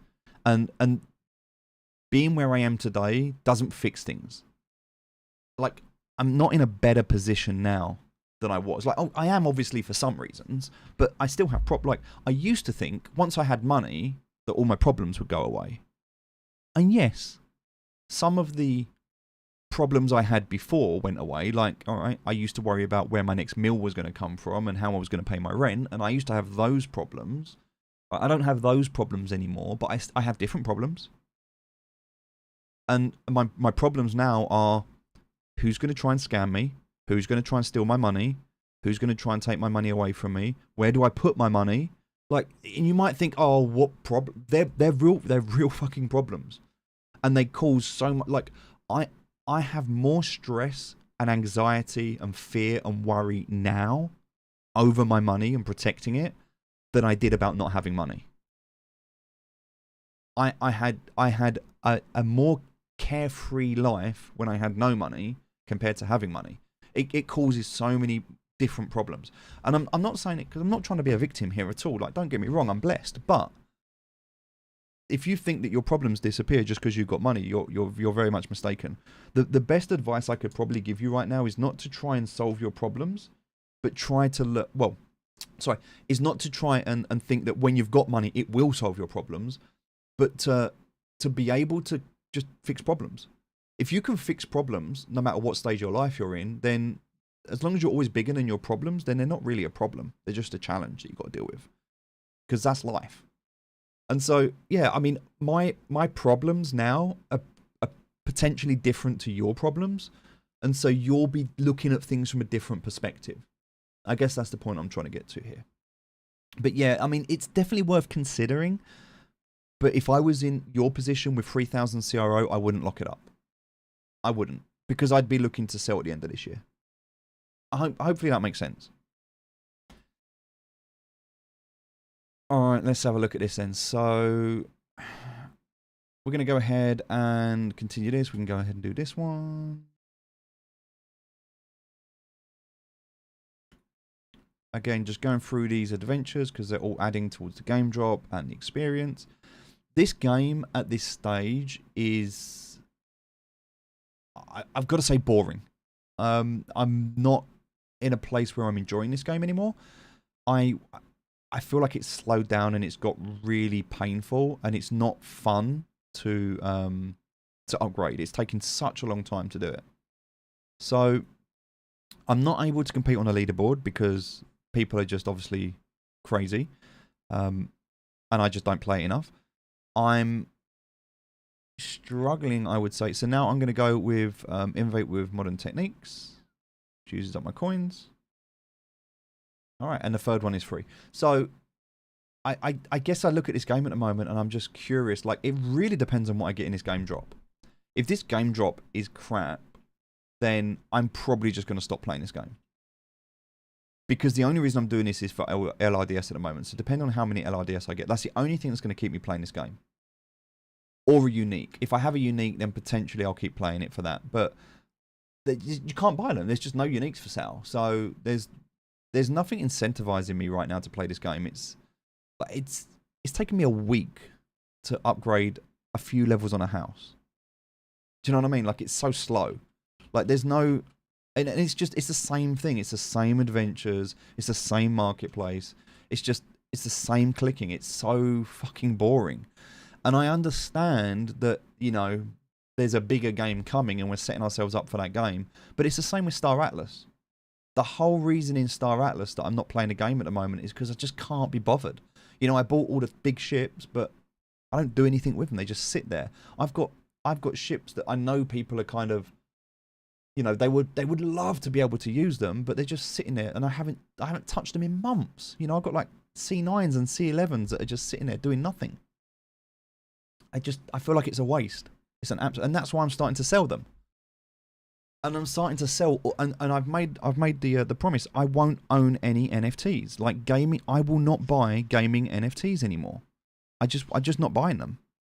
I know I bought BR1, but you know, I'm doing that for the staking and stuff like that. If there's a rental system and I can rent stuff out, then potentially I'll look at that. But then you've got the whole competitive nature of renting, right? And like your rent versus my rent, and like why should they use my assets when they can use your assets? So then you've got to build a community, you've got to manage a community, and then you've got to be competitive in your pricing. And I just can't be fucking bothered. I can't be bothered. I'd rather just buy the token and hold it.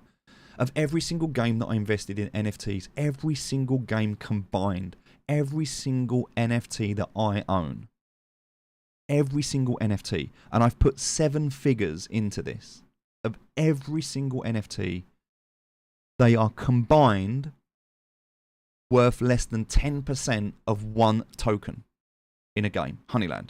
Honeyland is worth 100% more or 90% more than every single NFT I own. Like, just think about that. That's insane.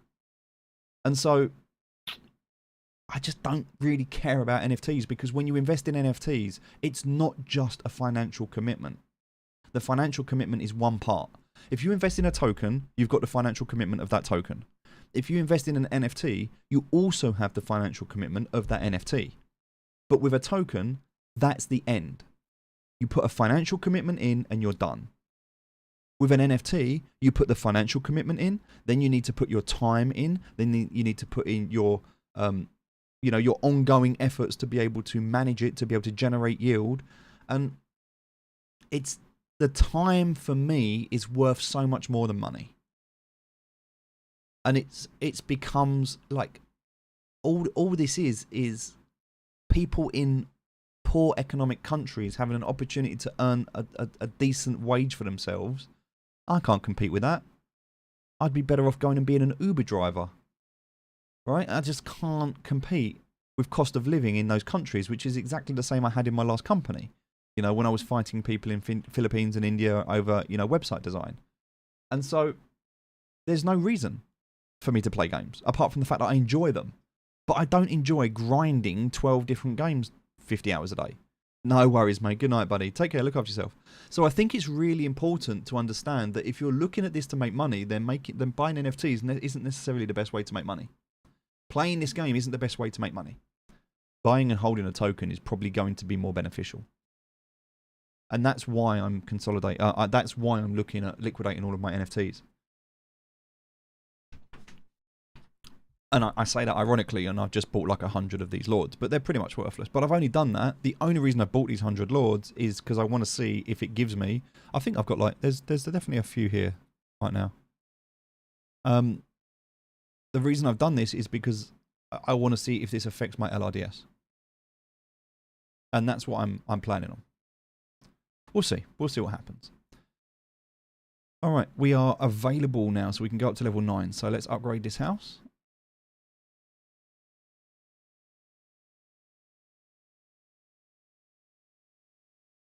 Yeah, exactly. Cashing out what you got, half, and then reinvest the rest. That's a smart move. Take profits though, right? Remember to take profits. My goal is to be able, I want to be able to generate yield. So my goal is to be able to generate yield that can cover my living expenses so I don't have to work. That's my goal. And to do that, and I want to buy a house. So one of the things we're looking at the moment is we want to build a house. I actually was playing with some software recently.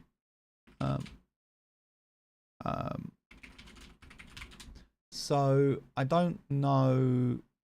5D. It was called Planner 5D. Here we go. This is some software that I found. All right. So I was playing around with this. So we've started. Myself and my partner have started. Now this is not to scale, but we've started to like model out and start to map out like how we're going to build our house. So we're gonna build a house, right? Which I thought was pretty cool. So we started playing around with this whole concept. This is not to scale. We obviously need to do a lot more stuff with this. It's not right yet, but yeah, we're kind of working out the floor plan, what we're gonna do, how we're gonna do stuff. I'm really excited for this. So what we're gonna do is there's gonna be like an entranceway. So this will be like a hallway or like a foyer area. This is going to be stairs that go up, and then the stairs are going to go to the left and to the right, and then they'll go around onto a balcony, and then it'll be like bookshelves in the balcony here, and then there's going to be like a little seating area, like a share lounge, and there's going to be a big window upstairs, and this will be like a banister going all the way around looking down, so it's going to be like a 2-story hallway area, right? With a nice chandelier. And yeah, that'll be that. Then there'll be a door here, and that'll take you through into the lounge. This isn't actually designed right, to be honest. But this was an example, but I don't think I saved it right. But this will be kind of like a lounge. Oh no, wait. Hold on. I'm on the wrong floor. I can go to... let me go to the first... There we go, the first floor. So this will be the entryway with the stairs. And then we're going to have like a front room here. So you go through into like a double door into the front room. And then there'll be a double door here, which will take you through into a dining room. So there'll be like a dining table here. Then you're going to have a kitchen with a kitchen island here. So this is going to be like an open plan kitchen dining room. And at the back, it's going to be like bifolding doors. So you'll be able to open up the whole back here into the garden area. This will be like a utility room. There's going to be like a pantry and like a utility room here. And then there'll be another door here, either side of the stairs. Well, maybe not here. Maybe I don't think that door needs to be there. But there'll be a door here. So this door will take you through into the kitchen directly. And then the idea is you'll be able to do like a lap. So you'll be able to go through the lounge, into the dining room, into the kitchen, into the hallway. This is going to be like a cloakroom. This is going to be a water closet. And then this is going to be the dog's room, because there's got to be a room for the dogs apparently. But this is going to be the floor plan of the house downstairs. Now, what I wanted to do is I actually wanted to go down into the basement. So I wanted like a basement floor, right? So the idea is that you would have this this basement you would come down into, and there would be these different rooms. So, for example, this would kind of be, I don't know why, I don't know how to get rid of kind of that. Maybe a bit weird. Okay, that's really weird. Whatever. So yeah, the idea is I wanted to be able to build like this downstairs so that there would be, you would come downstairs. So this is going to be the stairs that go down. This would be like a games room. Because, you know, why not? I want a games room. Then we would have a storage room.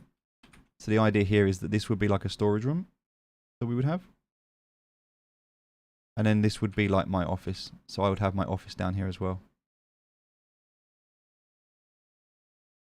So it would look something like that. And then, yeah, this would be like there. And then this would go like this. Boom. Look at that. Nice. So this would be like a games room. This would be like the office. Like that. And this would be like a storage room. So that would be like the basement. So now we've got like the basement. Then we're going to have like the... Yeah, so that one would be like the... I like this. I like doing stuff like this. It's fun.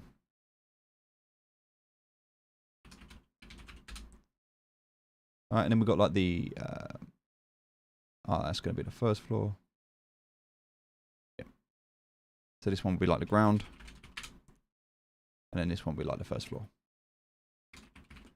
And then on the first floor, we were talking about having like, this would be the main, we're talking about having like a main bedroom, and the bedroom would have an ensuite. Then my partner wants to have her own walk-in wardrobe, so she'd have her own walk-in wardrobe. And then we'd have a guest bedroom and my daughter's bedroom. So I've got my daughter's bedroom, a guest bedroom, and our bedroom. So we're not talking about a massive house. But this would be technically a 4-bed house, but, you know, it would be a main bedroom with 2 other bedrooms, both all with en-suites. So we're not going to have a master bathroom. We'd have like a master ensuite, but we wouldn't have like a separate room for a bathroom. We'd just have 3 ensuites. And then the other thing we need to consider is my partner wants to have her own office as well. So she would need her own office. And trying to figure out like how and where we're going to put that and what we're going to do there. So I think I'm like, I might put, like, she wants me in the basement, right? Which makes sense, like, I understand. But I'm thinking that maybe we would have like a room like this instead. So like this could be like, rather than the dog's room, like that should be her office. And this can be like a water closet stroke cupboard. I don't know, whatever, we can figure it out. But yeah. Yeah, because then she's downstairs with the dogs and, you know, they've got the whole run of the house, and then I can like go into the basement And then we've got the upstairs for living. So that's how we're planning on building a house anyway. I thought it was interesting. I really enjoyed going through this whole process and like designing and making, like, you know, looking at all of this and figuring it all out. We just got to find a land to buy. That's the challenge. So that's my next thing I'm going to look to do. So I'm going to be looking to consolidate a lot of the crypto at the end of this year. I'm looking to buy into whiskey. I want to invest in whiskey. I'm going to take a few other investments that can generate me some cash flow.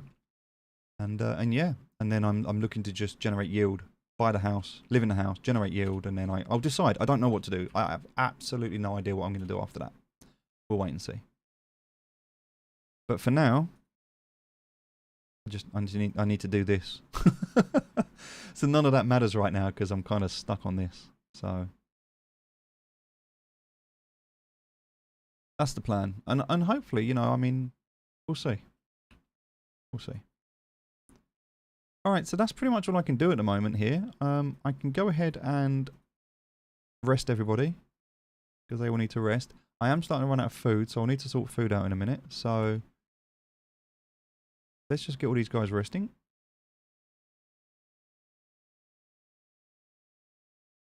And then we've lost 2 spaces because that's upgrading. And it's going to take a while to upgrade as well.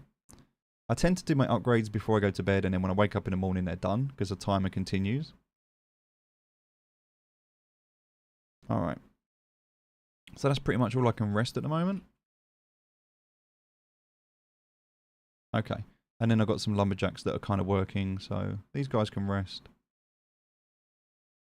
Alright, cool. Right, we'll get these guys working. It's the same thing as before. I'll just set 4 of them out to work in these different buildings. And the rest of them I'll just get to chop down trees. Nice. Alright, you get the hunters out as well. So same thing with the hunters. I'll set 2 of them into here. Because then these guys can go and debone. Which again is experience. So I need to gain that experience. And the rest of them I'm just going to send out to pick up some meat. So they can do that. Alright, and then the farmers, I only use sector 2 and 3 for the farm. So I tend to use this view because it seems to be the best view for me. Oh. So I can go and harvest this field. I can also harvest this one. And go ahead and plant in this one. I can plant in that one there. In sector 2. So I only use sector 2 and 3 for these. Then I'm going to come down and use the cow herds. So milking the cows. We'll do that one. This one. And then that one up there. Nice. And this one needs to graze. And then for the cooks. So cooks I always do in sector 1 at the moment just because I've done more on the buildings. So we can go ahead and make some bread. We don't really have much bread at the moment. So we get 2 of these to make bread. But then I also need some food as well. So I'm going to go ahead and turn grain. I've got quite a lot of grain, so I can turn grain into food. So I'll use these 2 to do that. Because I've got loads of grain. Perfect. And then I've got 1 event triggered. What about my game though? So I'm still going to keep working on the game. That's like an ongoing thing. The game is something which I'll keep doing. But that's going to. I feel like that's going to take years. The more I start working on that game, the more I realise it's not simple and straightforward. Like there's so much complexity to it. I'm enjoying it and I'm loving it, and it's something I'll continue to do. But it's not like I'm not rushing it, if that makes sense. All right, so that's everything I can do now. I'm still just outside the top 1,000, which is crazy. When you look at the leaderboard and where people are, it's insane. Forest fire on top there, look. Having your own unique lord definitely makes a difference. I did look at uniques. I did consider whether it was worth buying a unique. I probably won't, to be honest. I don't feel like 5.6 ETH, like 20 grand for a unique is just why would I waste 20 grand on an NFT? It's so insane. So insane. Because it's not even like it's going to the company. It's not like if I was providing this money to the company to help better the game, that's one thing. But this is exit liquidity for someone who, you know, I'm paying some random who's chancing it, and I'm just, no. Just no. Just not paying 6 ETH for that. If that was up for like 3 ETH right now, I might consider it. But I'm not paying more than 2 ETH for one of these. I'm not paying more than 2 ETH. Even 2 ETH is too much. Even 2 ETH is too much. I would pay 1 ETH. I would feel okay paying 1.5 ETH. 1.75 is probably where I would start to feel uncomfortable. 1.75 ETH is probably where I'm starting to think this is not a good deal. 2 ETH is like a, oh, you know, all right. But no, I would not pay over 2 ETH for one of those NFTs. Just too much risk. Too much chance of it going to zero. Would you invest in a Genesis Honeyland coin with current prices? I have no idea what they are, mate. 40 Sol for one? Is it? Damn. Maybe I should sell mine. Damn. I don't even know. I mean, I've got all my land and my, this is another thing, right? I have no clue. No clue. I don't know, mate. I don't know. I have no idea. What I can tell you is I invested a lot of money into Million on Mars, and at one point, those NFTs were worth a lot of money. You know, I sold a couple of those NFTs for some good money. Good money. Thousands of dollars. But if you don't cash out, it's worthless. Million on Mars went to zero. It's literally worthless. I'm sitting there with millions of tokens and tens of thousands of NFTs, all worth nothing. So, yes, there is a point where you have to consider cashing out. If you're going to pay 40 Sol for a Honeyland coin, why? Because 40 Sol is like, it's a decent amount of money.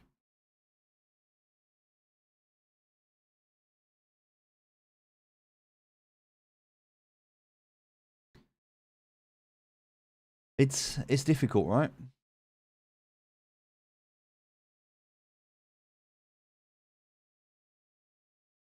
I mean, you got to think, like, if 1 Sol is worth $200, right? So you're talking about 10 Sol being worth what? I mean, it's less than that at the moment, but 2 grand. So you're talking about, are you talking about 8 grand for a Genesis Queen? You're talking about $8,000 for it. So, is it going to go up in value? Is that NFT going to be worth more? And then on top of that, the other thing to consider is not only is it going to be worth more, but then also you have to ask yourself the question, is it going to be worth more in the future? Or if I'm going to use it to generate yield, am I going to be able to generate yield over what time period? Like, how much HXD is that coin going to, like, I've got a coin sitting in my wallet. I don't even use it. Like, I'm not saying that to be a dick. I'm saying, like, I literally don't, I've got so many damn assets that I'm just not using. Like, it's just sitting there doing nothing. I would love to use it. I just don't have the time to be able to understand, because it's not even about just logging into the game and doing it. I don't know what to do. I don't have a clue how to be effective to use that coin, and it's like, I've got so many assets, like same in Star Atlas, right? I've got these fucking big ships in Star Atlas that are just sitting there doing nothing. They're just sitting in my wallet.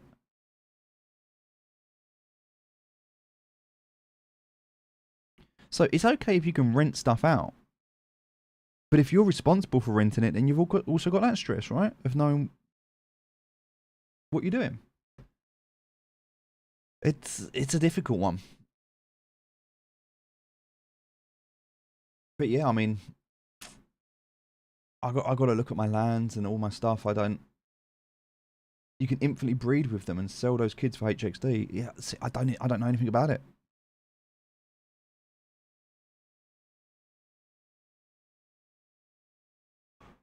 Ooh.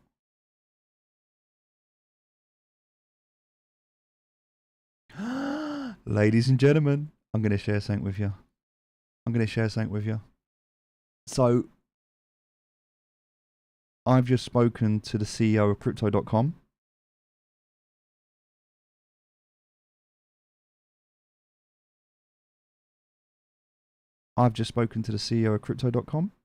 And at the moment, Crypto Prime is invite only. Crypto Prime is invite only, meaning you need an invitation. You can't, I'm excited. So this is invite only, right? So you have to click on here and you have to be invited. You have to like put your details in, right? Then if you get accepted, you need to have a balance of at least $1 million in the account. I've just sent a message to Chris, who's a CRO of Crypto.com, and I've just explained my situation to him. Like I've told him, because I've onboarded hundreds of people into this app, and I've I hold a substantial amount of CRO, and I use it a lot, and I really want to champion this. I think I would be a good ambassador for Crypto.com, and so it looks like I'm going to get accepted for Prime. So it looks like my invite might go through, and that's exciting. So that'll be a good stream. This is going to be cool. I wonder what this is like. I'm really interested into what this does, like what it gives me. Let me log into my app and see if it's in there.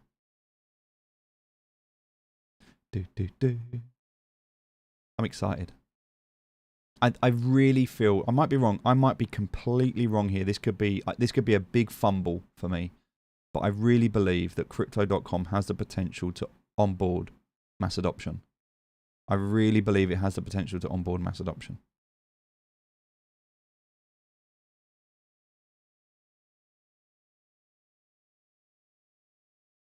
We'll see.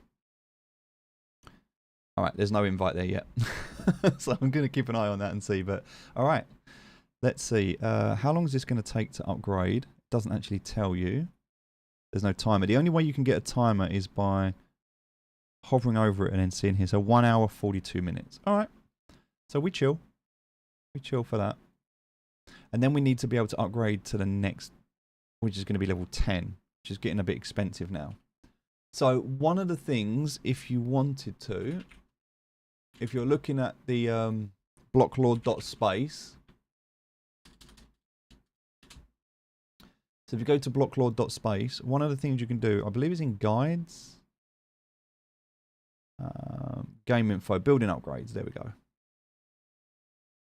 So game info, building upgrades, if I click on that, then I can look. So I'm looking at the house, read more, and then I can scroll down. In sector 1, you can see what it's going to cost you. So to upgrade to level 10, oh, this is what I'm going to need, right? So this is what, and then this gives me an extra work slot. So sector 2 and 3 have the same resource requirements, but the time is what's different. So, all right, I've got 2 hours right now to be able to generate 25,000.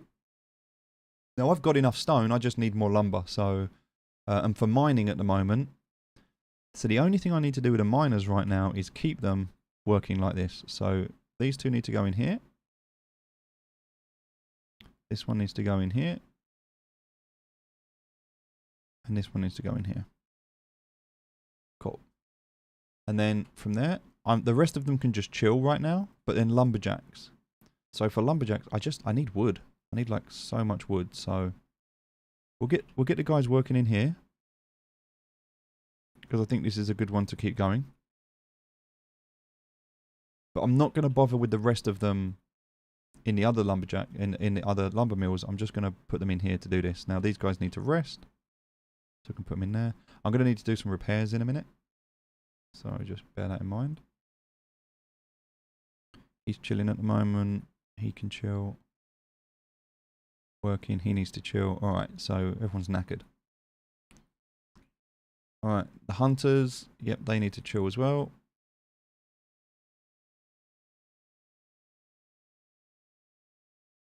Alright, and then looking at what I need in terms of tools, I definitely need to buy some more tools. So let's go back up to the builders, who should be chilling right now. So these guys can make tools. So I can put 2 builders in here. And then I can also put 2 builders in here on this side as well. So we're going to do that, and we're going to make a load of tools, because we've got space for so many tools right now. Now in doing that, that's going to take wood and stone.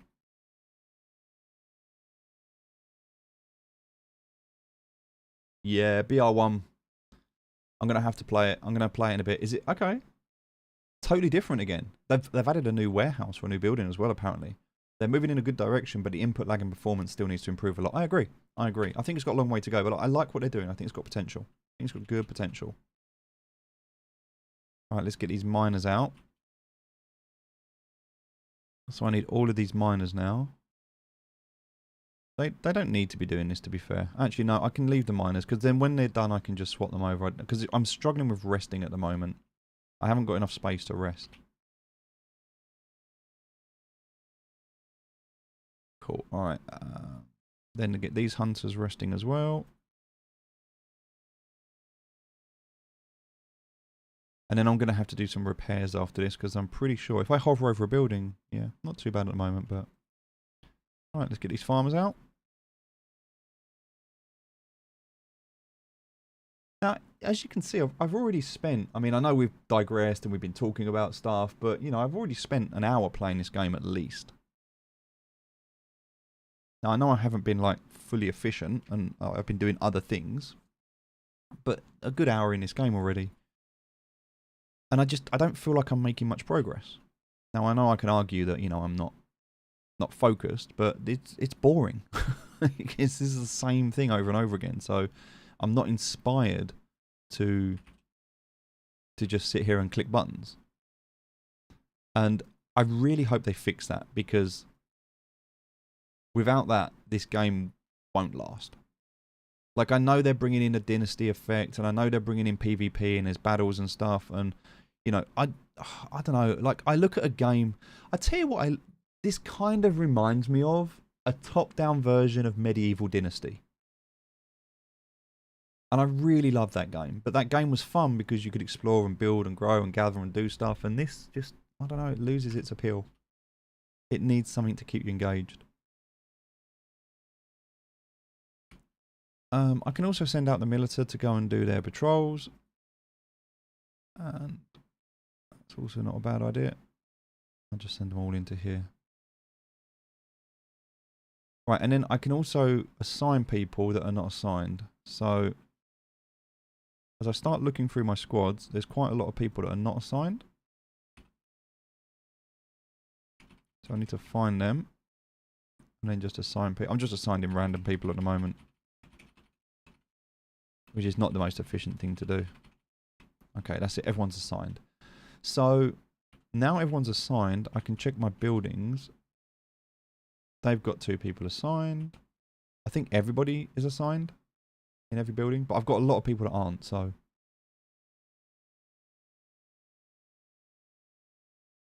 Alright, let's, yep, 2 people assigned. 2 people assigned. I think 2 people are assigned into everything here. Yep.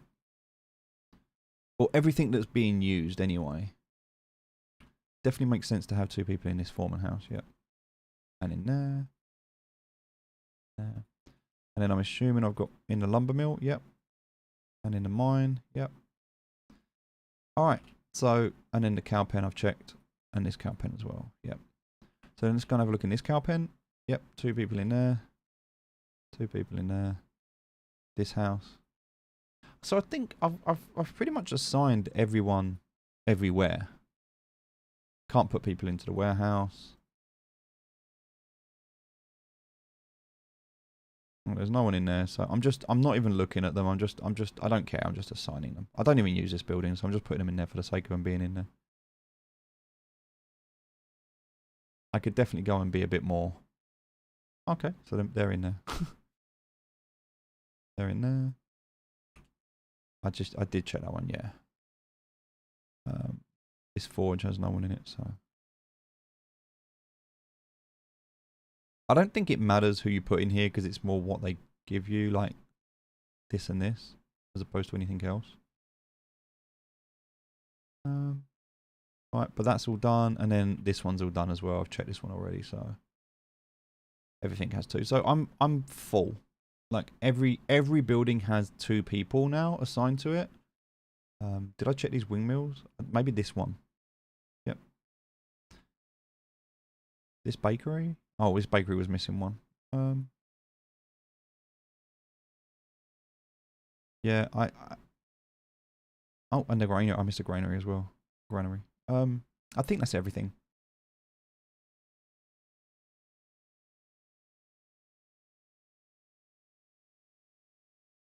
I've still got a lot of people. Don't really know what else. Oh, didn't put them in the hunting lodge. My bad. Forgot about hunting lodge.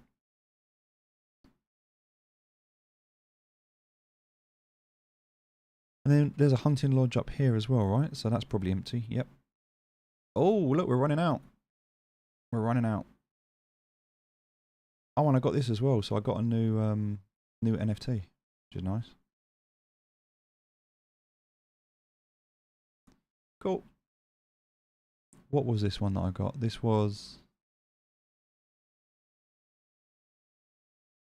I don't even know where it is.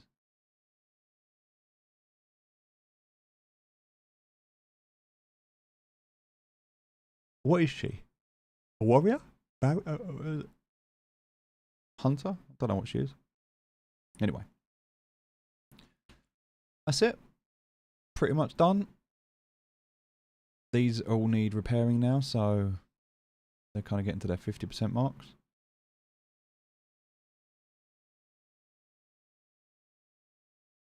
So what I need to do is wait for the builders who are currently making the tools. Once they're done, I can rest them.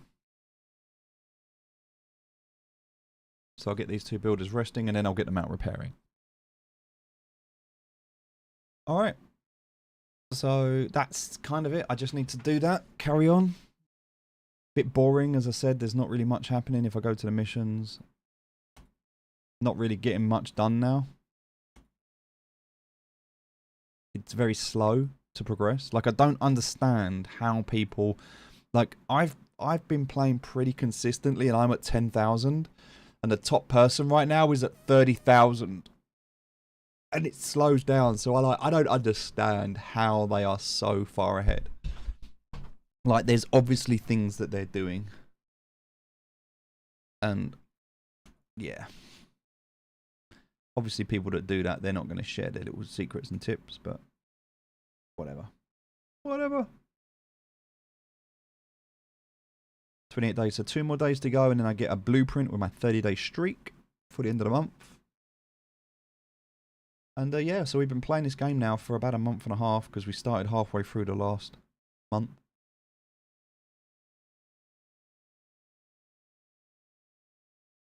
It's been cool. It's been good. Definitely bored of it now, though.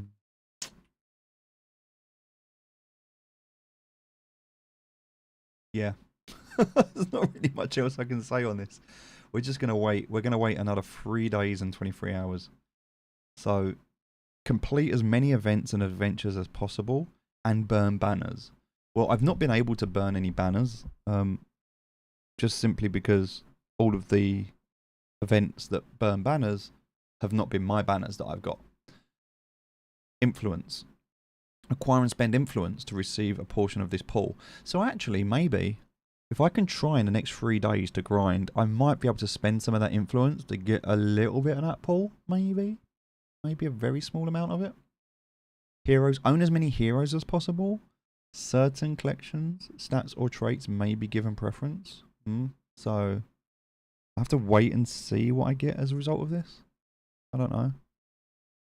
Defeat as many farm invasions as possible to qualify for this pool. So, I'm hoping this is a big one. I'm hoping I get some of this. I won't be getting any of this because You need to claim regions, upgrade buildings, start adventures, and manage your city well. I'm not getting any of that. And I'm probably not getting much of this, so I've only got the potential of 50% of this pool with everyone else. So yeah, I've only got 125,000 LRDS split between however many players there are. I don't know how it's going to work out. We'll see. We'll see. I would be expecting a decent drop. I'm going to be honest. I'm expecting to get 1,000. I would be expecting to get, you know,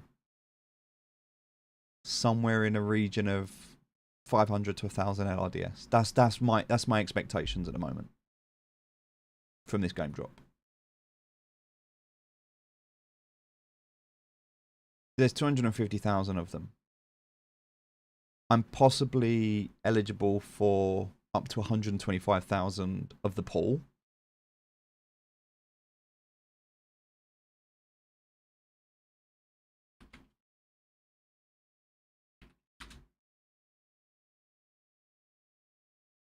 I mean, even if I was to get 0.5% of that pool, I'm not saying I deserve 1% of that pool. Obviously, I don't think I do, but I've been playing a lot. So if I can get 0.5% of that pool, I'm still going to be over 500 LRDS. I think I feel eligible for that at least. And I think if I get less than 500 LRDS in this game drop, I think less than 500, I would probably stop playing. Because I'm also thinking about what this is worth. Now, I think LRDS has the potential when it launches to be worth up to $10 a token around launch. So if I've got 500 LRDS, then that's like $5,000. $5,000 for a month's work, grinding the way I've been grinding, and investing and putting money into it the way I have. That feels fair to me. Doesn't feel good, feels fair. Like it's not good and it's not bad. But you know, I've put, I don't know, how much have I invested? I've put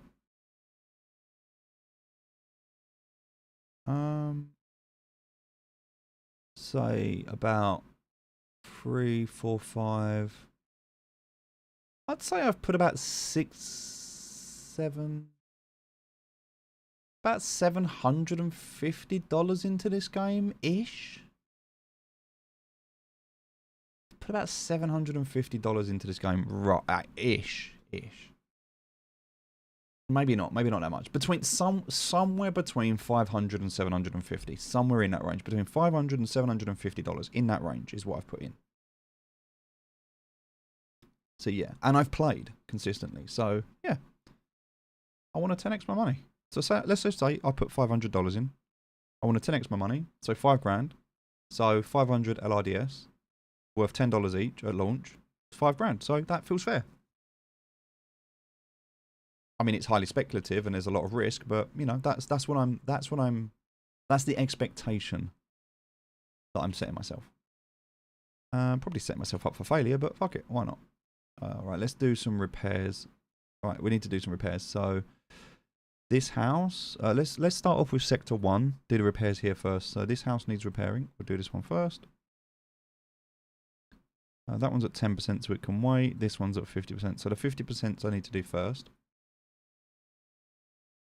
And then anything that's at 10% is fine. We can just leave that for now. But the forge needs to be done as well. The forge is knackered as well, so that's fine. All right, so now I can go back to the people and I can do the rest of the builders. So the builders that have got 0, there's one building they can use. So we'll put them in here. And then this one will need repairing afterwards. Cool. So then all my builders are repaired. And I've got some more tools, which is good. Food's alright at the moment, that's fine. I've got a bit more wood now, which is good. I've got a decent amount of wood planks as well. I can head back out to the world, and I should be able to go to the marketplace, and some of these, no, they're not finished yet, but we're getting there. So, oh wow, I can sell meat for 15 all day long. Thank you. I could sell, I haven't really got much milk and I don't want to buy it, it's too expensive, and I'm not buying bread because that's super expensive.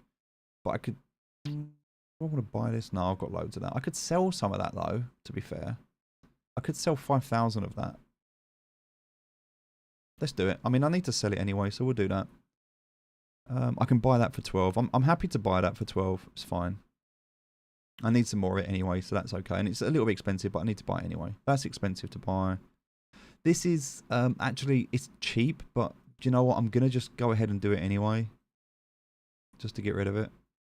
8 is dirt cheap, so I'll buy that food for 8. That's great. Nice, so I've got a decent amount of food now. I don't want to sell that. I do want to buy that, but I don't want to spend 13. But I do want it, so I'm just going to do it anyway. Sod it. Alright, so I've got to keep in mind my gold. My gold is obviously down to 1,000 now. I do not want to go under 1,000 gold. So now I need to start selling stuff. So let's go into the marketplace overview. I've got meat. So what meat can I sell for the maximum amount? There's a 15 there, but that's at 20%. So I might end up doing a 14. Nah, see, that's expensive, but you don't really want to be doing 20% if you can help it. Because if I sell this, I can't sell it anyway, but I'm not going to get as much for it. I've still got some more grain here, so maybe I can sell this. There's a 13. 13 is not that good, to be honest.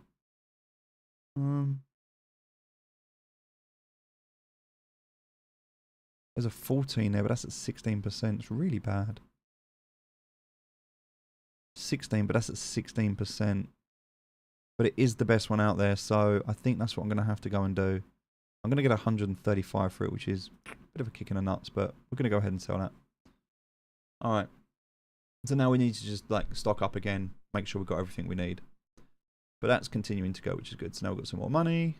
Oh, look, we can claim this region as well, but we don't have a unique. We need to go to the website, on which we can't buy one.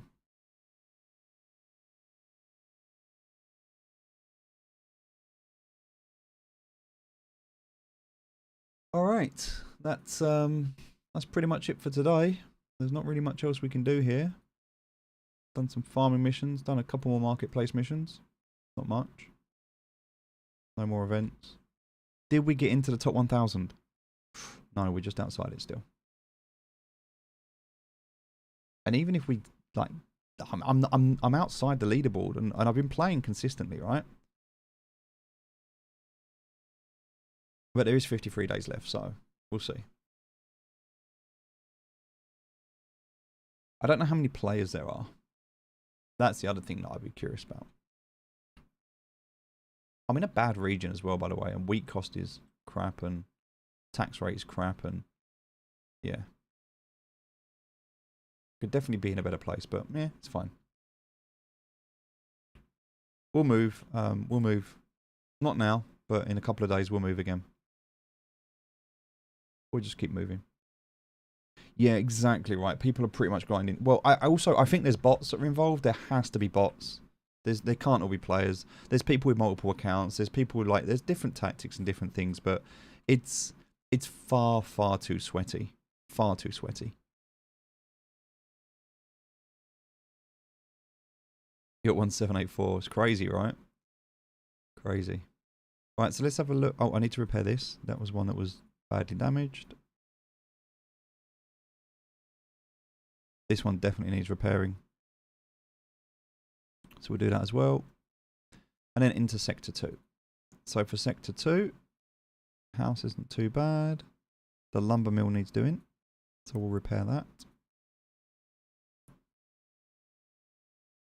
Yep, Sector 2 is alright. So then we'll look at Sector 3. Sector 3 is okay. Cool, we're good. So we'll go to all sectors. And we're pretty chill. So now back to the grind. Alright, so we can rest the miners. Get these guys resting.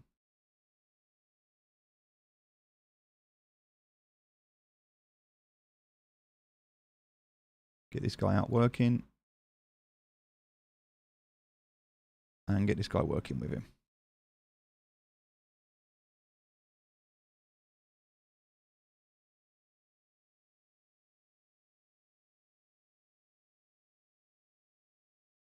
And the same for the lumberjacks. Let's get these guys resting.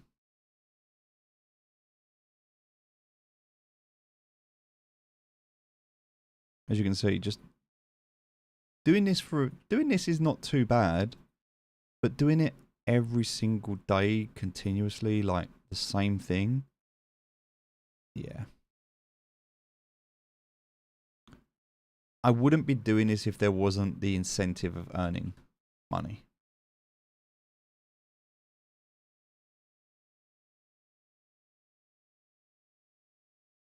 Alright, let's get these guys cutting some wood down.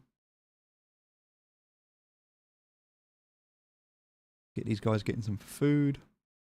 Looking at food, we've got, yeah, we're good for food at the moment.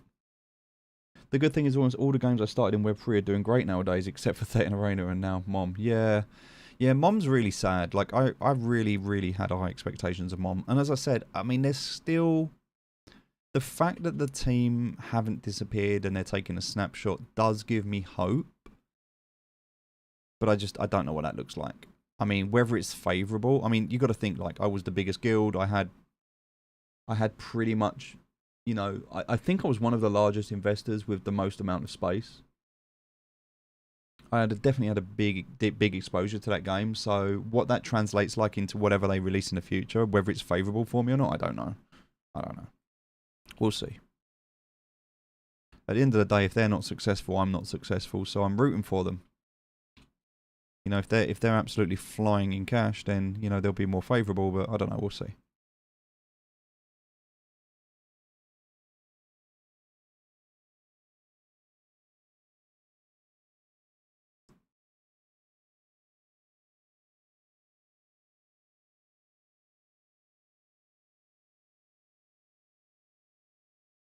Okay, so I guess I want to make some more bread.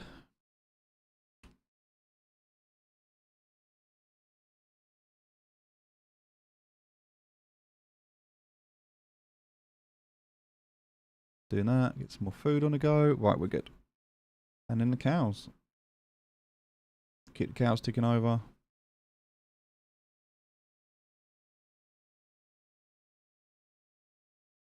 Now, the one good thing about this is because I've got so many squads now, by the time I've finished doing these, the next lot are ready to rotate. So there is like this constant rotation where you're not really stopped for that long anymore, but you're always doing something. So that's not too bad. And back up to the top. Right, these builders are just chilling at the moment. Not really much left for them to do. I guess this guy can go and make some tools.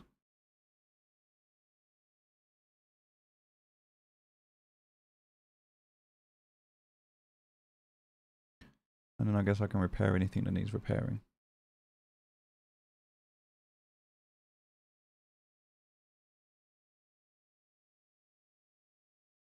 Alright. We're good. So not really much else for the builders to do at the moment. I do want to get the miners out there though, they need to carry on, so let's do that.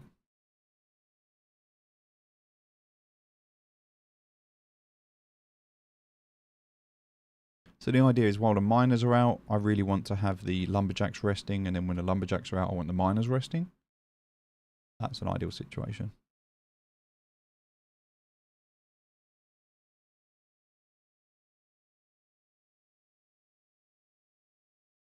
Oh, that one's full, so we'll have to put them into here. A couple of events going on now.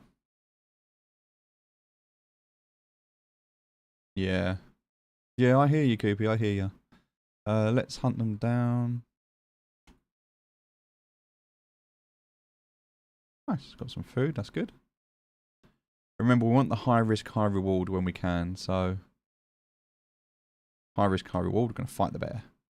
So even if we lose this, doesn't matter that we lose it because we're still getting the experience, which is nice. Week cost is plus 10% next day. Okay. Tax rate is only 2%, and the reason for that is because I've got all of my lords that are knocking my tax down, which is nice. Guess the biggest win you made so far is a Pixels airdrop unexpectedly. You played only 2 months and got 7,000 pixels. Nice, nice. Yeah, Pixels seems like a really good game. Pixels seems to have the success that Sunflowerland had at the start, but then people... I don't know, they moved across into Pixels, which is a game I never looked into, but I'm rooting for it.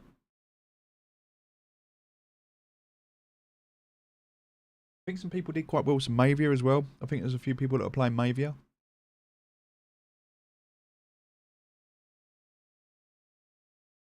It's another game I never looked into, but definitely still seems like a decent game. Yeah, it's crazy, right? There's normally one that stands out.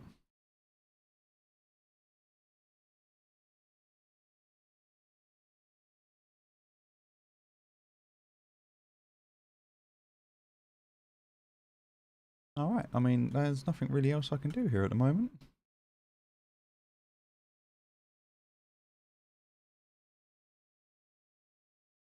That's kind of it.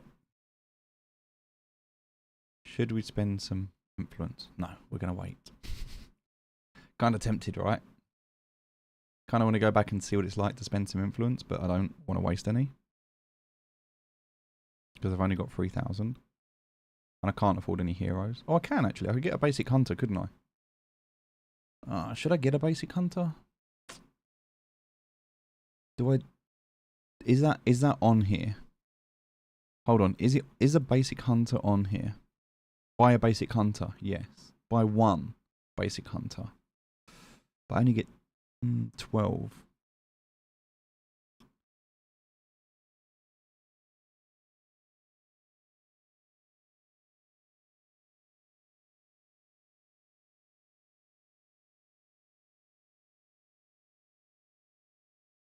How do you buy one?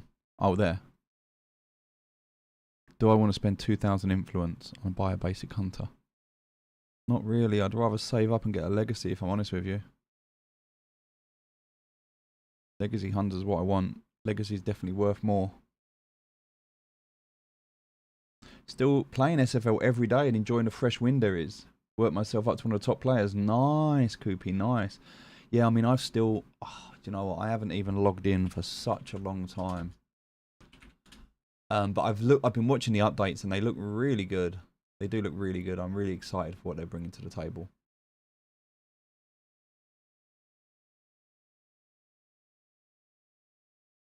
Again, it's just another example of a game where I don't even really know what I'm doing here anymore. It's been such a long time since I've played. Okay.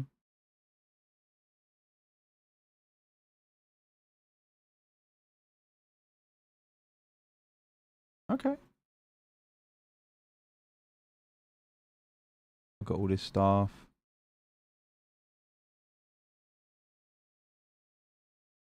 Not even sure what I'm doing, just grabbing some stuff. I know I've got these. I can do this. Check the new map. How do I do that? How do I check the new map? Just get my chickens going. At the left? Oh wow, okay. Yeah, I see the new icons now in the bottom left. Okay, cool.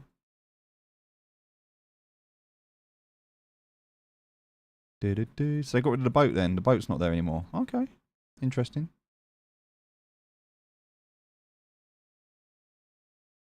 Wait, that's not the map, is it? Okay. What's this? Wait, that's the codex. What? Where's the map? At the left. That's the map right there. Travel. The beach. Woodlands. Home. So I can just travel anywhere now, right? Huh?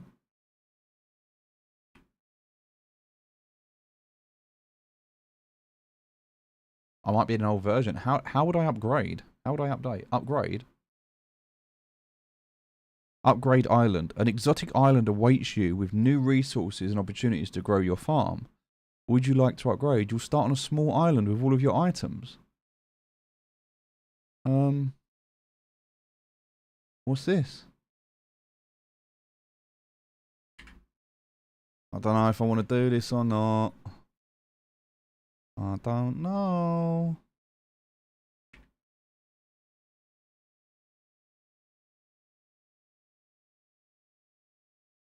Is this something I want to do?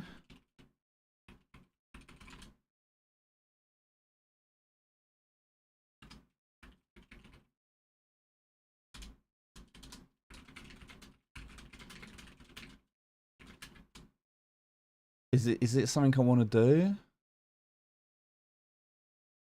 If you refresh the browser, no, I think I've got to upgrade, right? If I refresh the browser, it's the same. Oh, it's the same. You'll start on a tiny island. Yeah, I think I need to click this upgrade. I need to upgrade.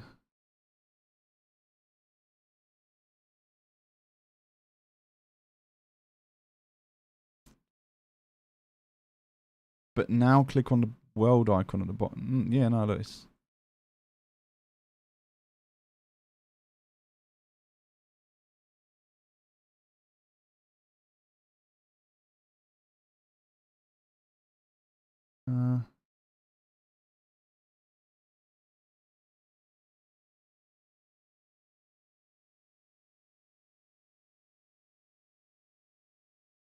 mine's different.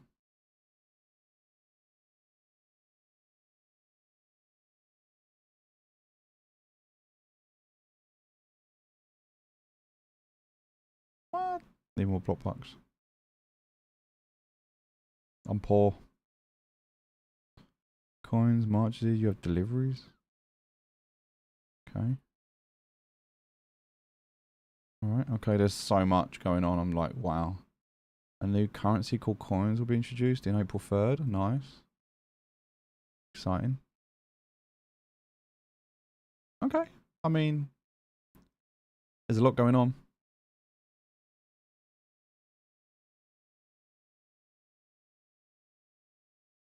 I'll have a check of it. Yeah, I mean, it's definitely different for me. But that's cool. Fishing's in. I haven't even done fishing yet. I'm so wanting to get into fishing. Oh, I so want to play fishing. I've got to get into that. There's so much to do. I mean, this farm's got some assets on it. It's got 2 Christmas trees. I've got 2 chicken coops.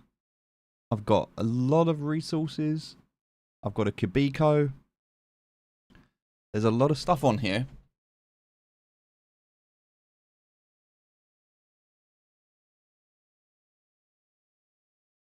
No, I think you need to upgrade. I can't see anything about upgrading.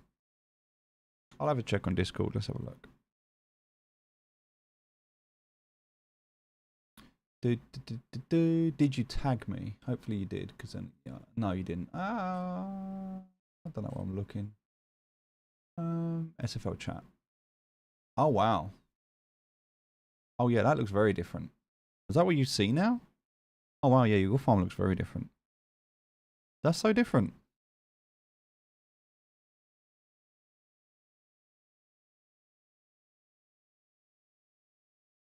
I guess I just need to go through the upgrade, right? Because that looks different to mine.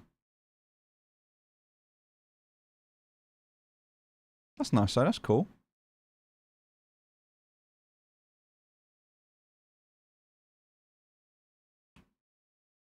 I like it. I've always liked it. It's got a place in my heart, this game. Connect to Discord. Could you imagine the irony? No, I'm not going back. I'm not going back into that Discord. Nope. I left that community behind. There's some toxic people in that community that I don't have time for.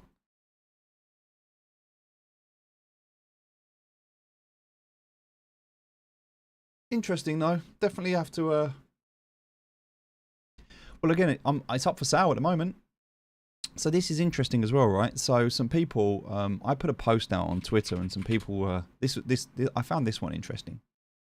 So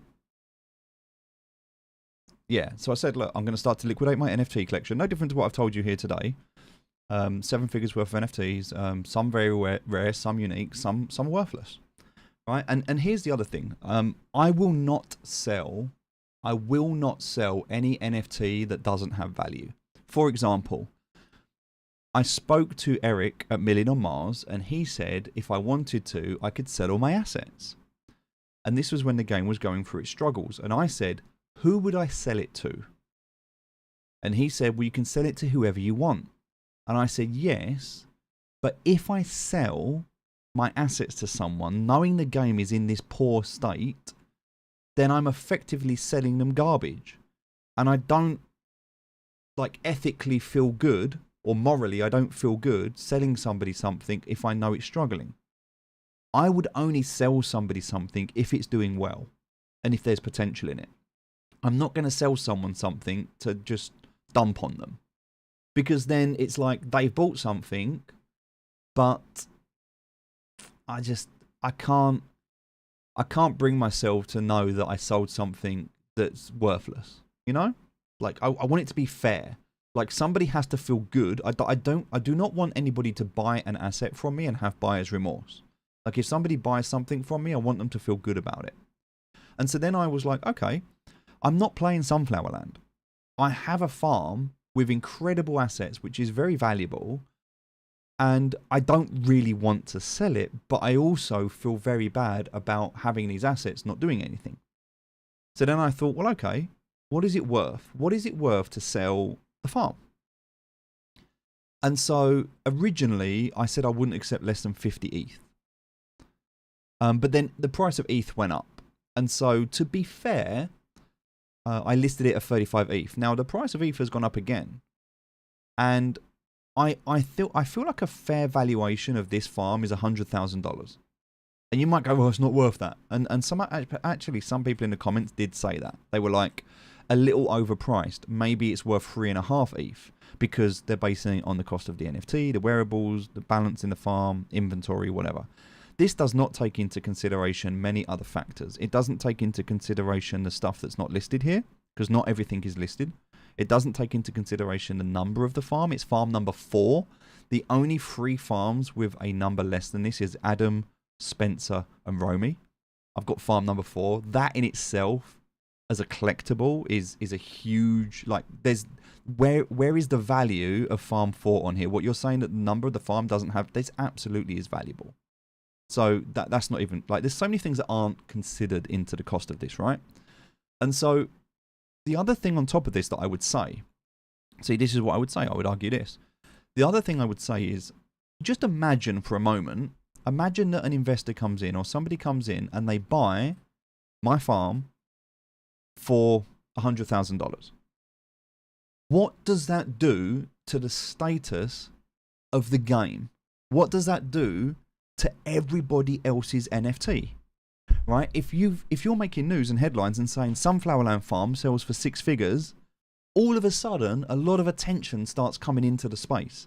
So whilst you might think, yeah, it's right for you, you're getting, this isn't just about me. This is about, you don't just want to sit at the floor price of everything. If everybody sits at the floor, then everyone undercuts each other until things are worthless. Somebody has to stand up and say, no, this is what I value this at. And I'm not willing or prepared to sell it for anything less. And at that point, people have a decision to make. Am I willing to buy it or not? Now, if no one wants to buy this, that's absolutely fine. I'm not bothered about selling it. But at the same time, I will not sell everything in Sunflowerland that I have for less than 100,000. I just won't. And so I want, this has to be a 6-figure sale. Now, I can reduce it. It doesn't have to be 35 ETH because the price of ETH has gone up, so it can be worth less. But it has to be a $100,000 sale. I won't sell it for anything less. And it's not even about the $100,000. It's about selling a Sunflowerland asset for 6 figures. There's a story there. There's an entire story from how I got involved, how I started, how I put 40 grand into the game, how I scaled that 40 grand up to 350 grand, how I never cashed out. Remember, I could have cashed out and left this game with 350,000. When SFF went to like $7, if you remember, I could have cashed out and I could have left and I could have rugged the project. And I didn't. I stayed. And then I worked with the team for the next year and we built the game together and we worked on everything and I worked on the community and I took that community from, you know, when I joined it had like 1,000 members in it. I took it to like over 200,000 members. You know, I was showing up every single day, like that blood, sweat, tears, all of that work. That's the value of this farm. That's what the value, that's what this farm represents. that's how much it's worth to me. And so I'd rather hold on to it than sell it for less. So yeah, I genuinely believe that this would be good for the entire ecosystem at a time when Sunflower Land is doing really well. Token prices are up, all the assets are doing well at the moment. There's a lot of new exciting things coming out. This is a great time for someone to get in. So yeah, I'm not and you don't see me doing this with Million on Mars. I'm not selling all my Million on Mars assets. Why? Because Million on Mars isn't worth anything right now. I'm not going to offload shit. Not because it's worthless, but because if I sold it to someone, they wouldn't be able to do anything with it. And that's the reason I still hold my SFF in my farm and I never sold it. I could have sold my SFF and made some money on it, but I didn't. Why? Because no one can use it. I'm not going to sell something that's worthless. Really miss those days in your Discord. Yeah, I mean, it was good times, and I loved it. I think a lot of people didn't value or appreciate me. I think a lot of people still don't, and that's cool. You know, I'm just in my lane doing my thing. I haven't changed. I'm still here. I still love talking to you guys. I still love sharing stuff. I still like helping people. I just get busy now and again, and it's difficult to commit to stuff. Like, I want to be able to do stuff, but yeah, this is okay, so this is now what it looks like. So it looks like different. But do I have to start again? You will start on a small island with all of your items. I don't want a small item, but then do I have to upgrade everything again? Oh, let's just do it.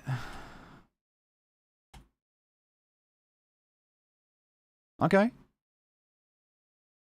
Welcome to Petal Paradise.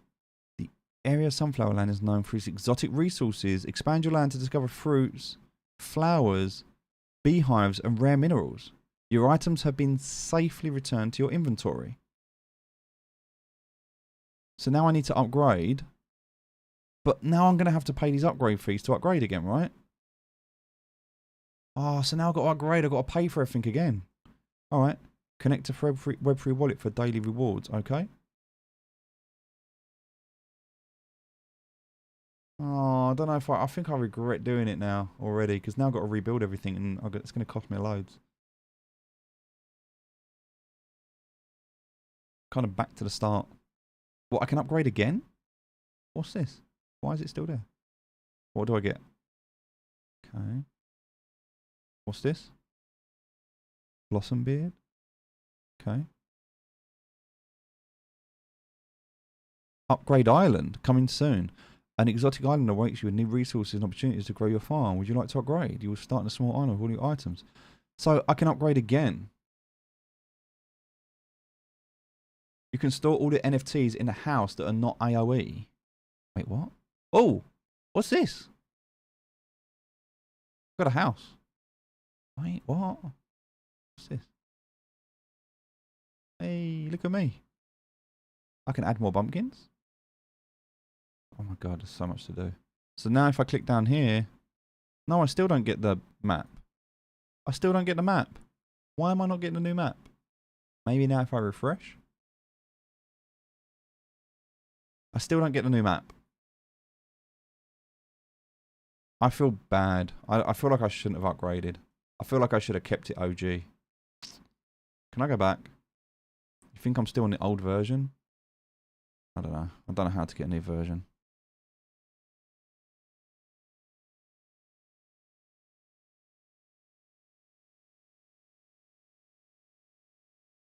Okay.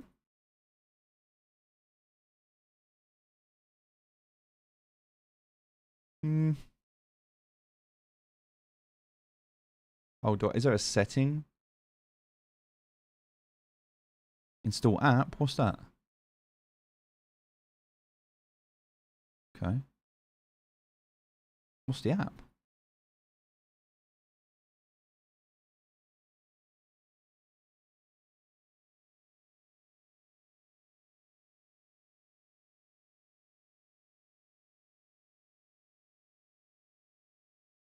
Okay.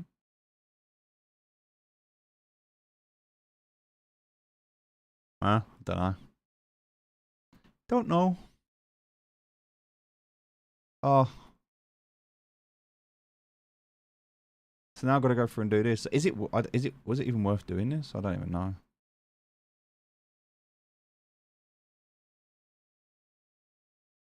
Looks like it's changed.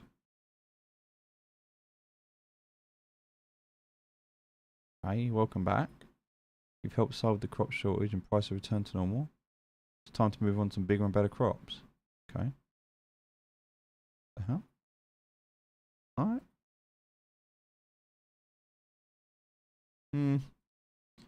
Okay.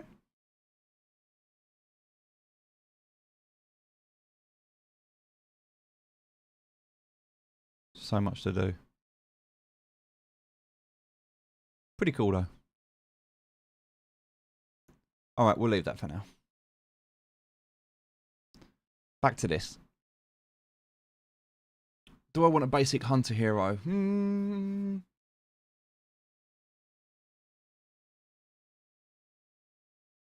Yeah, do you know what? I'm going to go ahead. I'm going to do it. I'm going to get a basic hunter hero. Yoink! We're going to get one. We'll get some more influence coming in a bit anyway when we get our LODS, which we'll get from the game drop hopefully in a few days. Hey! Get it. So now I've got a new one. So now I should be able to come back here. Go to my missions. And now, yay, look at that. I've done that. So there's one done. There's another one done. There's another one done. And I've done that. So now it says buy 2 basic hunters. Yeah, so I have to continue going up. Alright, so keep going, keep going. Nice. Alright.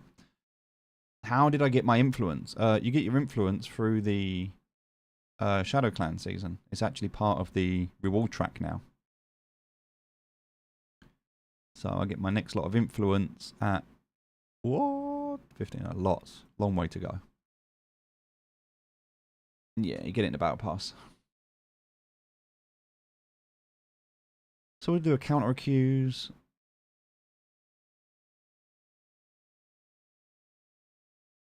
And this one is 3 out of 4. Again, I just do the same thing every time. I've got 1 HP at the moment, so a little bit close, but we're good. We're good. This one's finished now, which is good. So we'll just we'll do this one. Alright, so we've got 200 coins out of that. Nice bit of food there. Nice bit of food there. Which is good.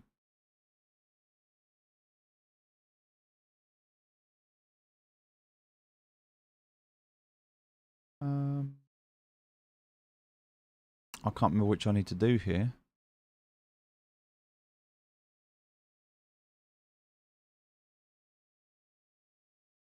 I'll accept with honor. Can't remember which I need to do. Cool. Alright, they're done. So now, back to this. Resting up. Get the builders to rest as well. And the miners to rest. And ladies and gentlemen, that's it. I'm done for the day. Time to take dogs out for a walk, go and chill, relax. Start getting ready for Easter. Not really a lot happening at the moment. I'm not going to be streaming lots at the moment. I'm kind of taking a bit of time to just chill and do some stuff with family and friends and other businesses. So I'm still here. There's just not really a lot to stream about, if I'm honest with you, at the moment. But I will do like weekly check-ins at least. The markets are doing their thing. I don't think there's anything really we need to... I mean, we'll have a quick look. A really interesting event actually that we saw, this spinning top. So a spinning top, by the way, if you look into crypto, spinning tops are fascinating. So we saw... You can kind of see it on the 1 hour mark. Can you see here? So from here at 71,000, a drop down there to 68,000. So this was like a 5% drop, right? So there was like a pump, and then there was a dump and a recovery. So this is known as a spinning top, where if I come out to like the daily, You'll see it best on the daily. Yeah, there we go. So there's like a bar in the middle. You see the red bar in the middle, and then there's a long wick up and a long wick down. This is purely manipulation. There's nothing else to it. It's just manipulating the markets. So there was a lot of leverage going both long and short, and this flushed a lot of it out. This flushed out a lot of the longs and the shorts, and it left it neutral. Now, this is typically a neutral event. It means that the market can go either way. You can go up or down, right? After an event like this, it can go either way. But normally, if the market's at the end of a pump, it signifies a reversal. So because we've been on this kind of pump, this here could signify us going down. And I do think that's possible. But I also think with the halving coming up, I still like to think that we're on track to do this. We're still on track. I don't feel like this has changed. Like, my thesis still remains the same here. I think we've got a lot of stuff happening around here. First 2 weeks of April are going to be huge. For games specifically. I think the pre-halving Bitcoin now is really a gaming narrative. And we're starting to see real-world assets as well. So real-world assets, AI, and gaming. Those three sectors, I feel, are going to explode in April. I just have a feeling. I really just have a feeling. So it will be incredible. Now, if we look at what we're seeing on the daily at the moment, we did, with that flush out, we did drop below previous all-time highs. So if we go back down to the 4 hour, in fact, even if we come down to the hourly, look. So on the hourly, what you'll see here is we were underneath this dotted line, and the dotted line is previous all-time highs. And it's become quite relative. I'll say relatively relative. Relatively relevant. So there is definitely some movement around here. Now, as you can see, we broke through it and we smashed through it. We've come down to do a retest on it. Now, I think, even though this line is here, if I was to copy this line and place it just a little bit lower, it actually feels like there's something around here. It feels like there's something around here. You can see we've hit that, we've hit it again, we broke through it.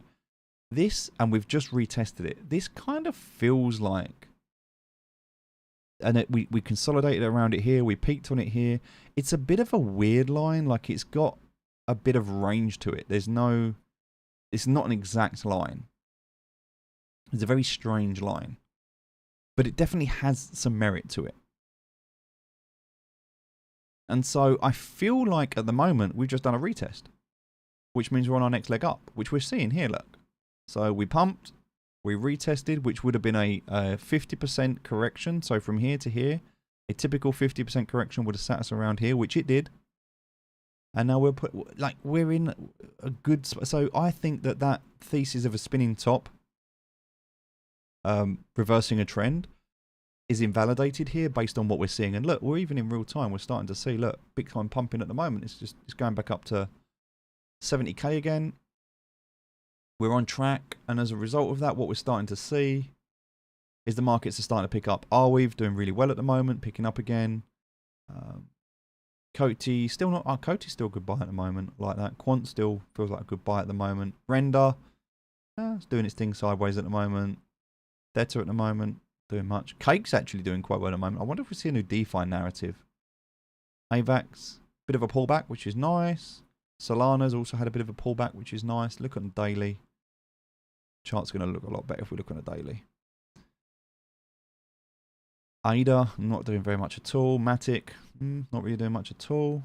Ethereum, sitting at 3.5, nicely. CRO, which I'm very, very interested in at the moment. Big pump up at the moment.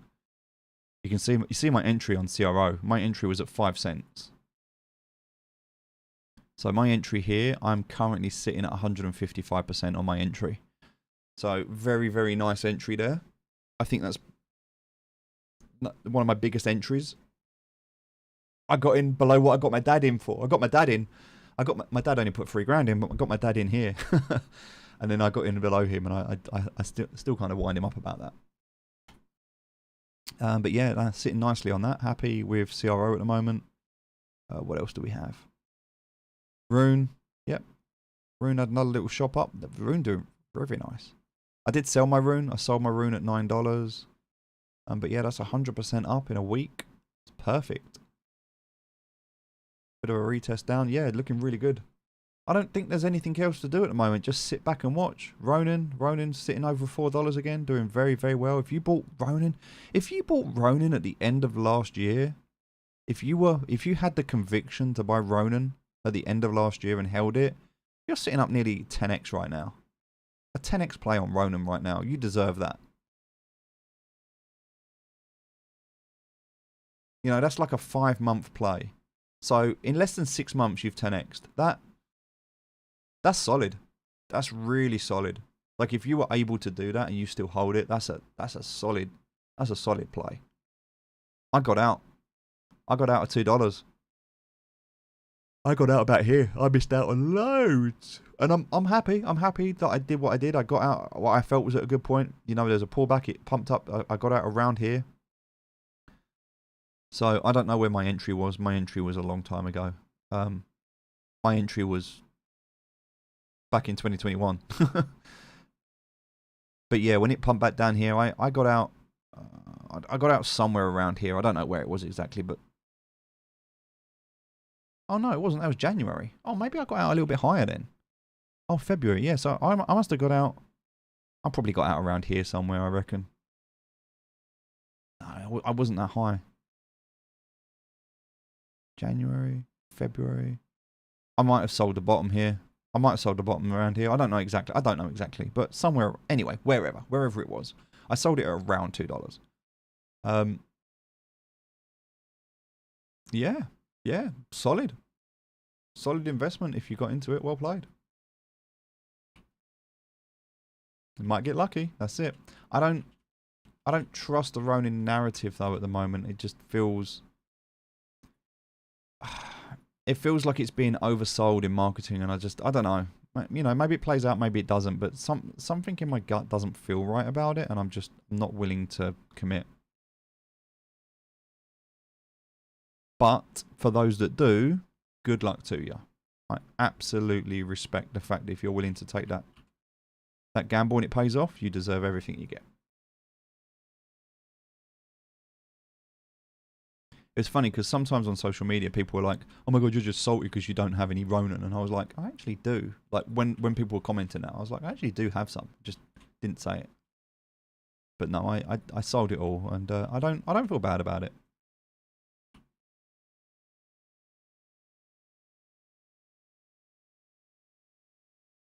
I say I sold it all. I think I still have a bit more. Yeah, they love talking down to others. It's almost like fake it till you make it, right? It's almost like it feels like the Ronin network feels like they think they're better than everyone else. I tell you what I expect to happen to Sky Mavis. I expect them to be humbled. The reason I won't invest in Sky Mavis is because I expect them to be humbled. In other words, I think they're going to get wrecked. Because I tell you what they're doing right now. Sky Mavis right now are doing exactly what Do Kwon did with Luna. If you remember with Luna when it was back in its day, Do Kwon was like, Luna's amazing, Luna's the best chain, I'm buying loads of Bitcoin, we're so much better than Wall Street, screw all those traditional finance guys. And then what happened? Traditional finance guys come in and just absolutely destroyed the platform. They absolutely destroyed it. And there was a huge attack on the Luna protocol which proved its vulnerability, and it went from everything to nothing in a day. Just 0 to 0 in a day. Sky Mavis are doing exactly the same. If you look at the communications coming out of the leadership team in Sky Mavis, it is exactly the same as the communication that was coming out from Luna. It's exactly the same. That is my red flag. Nothing else. Protocol's great, wallet's great, platform I'm sure is great. Not just not a great believer in the leadership team, and that's nothing. Like I like Jiho, you know, I like Psych Out. I think they're great people. I got nothing against them. Like I think as people, they're great people. I just think running a company, I don't know. I just feel like they've been winging it for a long time, and I worry that they got very lucky with Axie, and they did very well with Axie, and good luck to them on that. It was a timing thing. They timed the market perfectly, and they did incredibly well. But I don't see what they've done since then. They struggled with Homeland. Land was a flop. The Ronin network they're championing, but it almost feels like they're bringing other games into the ecosystem, and they're making it out like they're so awesome at being able to judge games that are good for the platform and to invest with other companies. But like their track record is Axie with a failed Homeland game. They never delivered on their promises. Their NFTs are worth nothing compared to what they were. SLP and AXS is down massively on what it was. Like, so I'm not sure how they're in a position to coach other people in the space. The one product that's done really well is Pixels, which is massively botted. And whilst Pixels is great and doing really well, it feels like they're championing and pushing that more than their own stuff. So it feels like they're grabbing onto some success from other people rather than creating their own. That's kind of how it feels. Now, it's not an attack on them at all. It really isn't. I'm just stating my opinion based on what I see. But it feels like they're just abandoning their own stuff to focus on whatever. They will champion whatever is successful. And if you're not successful, they'll drop you. And if you are successful, they'll champion you. And that just, it just doesn't feel right. It doesn't feel right. It feels like a fake it till you make it. And it feels like they are saying there's something they're not. And I see that with all the marketing. We've got 1 million daily active users. We've got this. We've got that. We've got this. We've got... And they're trying so hard to impress and to be something. And I think if you're good at something, then just be good at it. Like, let your actions speak. Because at the moment, it feels like everything they do is just trying to justify either to pull other people down. It almost feels like it's done out of insecurity of a place of fear. That is the reason I'm not invested. But, like, why would I share that? Because most of the people who love the network, if I share that, it's just fun. And if you want to invest in it, great, go and invest in it. Like, I've got nothing against the network. I'm not going to sit there and pull it down. I'm not going to talk bad about it. You know, I call them out on their bullshit when I see it, and I'll have conversations around it. But, like I said to Jiho the other week, I wish nothing but the bloody best for you. You know, I really want you to do well. I think you're a great person, and I really want you to succeed. I've got nothing against them. It's just not for me. That's all. I mean, we'll see. We'll see. I love nothing more than being proved wrong. I really hope they do. And at the end of the day, who the fuck am I? Like, do you know what I mean? They don't give a shit who I am. They don't care about my opinion. They're doing their own thing. Everyone's trying to survive at the end of the day. Everyone's trying to make it. Like, they've got every right as much as everyone else, you know? But there's just a lot of... There's a lot of entities in this space that have been in this space that cannot continuously rely on the OG label. It doesn't matter. Like, Bored Apes were the OGs of NFTs, and look at them now, right? There's only so far that the weight will carry you before people start having expectations, and if they're misaligned or mismanaged, then people will leave. Bored Apes is a perfect example of that. How mismanaged and misappropriated communities just dump. Now, a lot of people in Axie, unfortunately, are committed. You know, they're holding bags. And so they're going to champion it because they want it to be successful, because they want to be successful. And I feel like that's what I'm seeing. And it scares me with the whole Ronin network and the Sky Mavis ecosystem. It scares me because it feels like a huge extractor in the space, and it feels like that's all it's interested in. And we saw it when people left Axie. They got into Peg Axie, and then they got involved in, and I don't even remember, but it's like people moved from one project to another, just extracting value out of every game, and they destroyed every Web3 game before it even had a chance to succeed. Now, that's not their fault. They're doing, you know, I got I 100% agree with what they did. But the reality is that from their mindset, coming from poor countries with bad economic opportunities, I don't disagree with what they did. The challenge is with the games themselves allowing that to happen. That's the problem.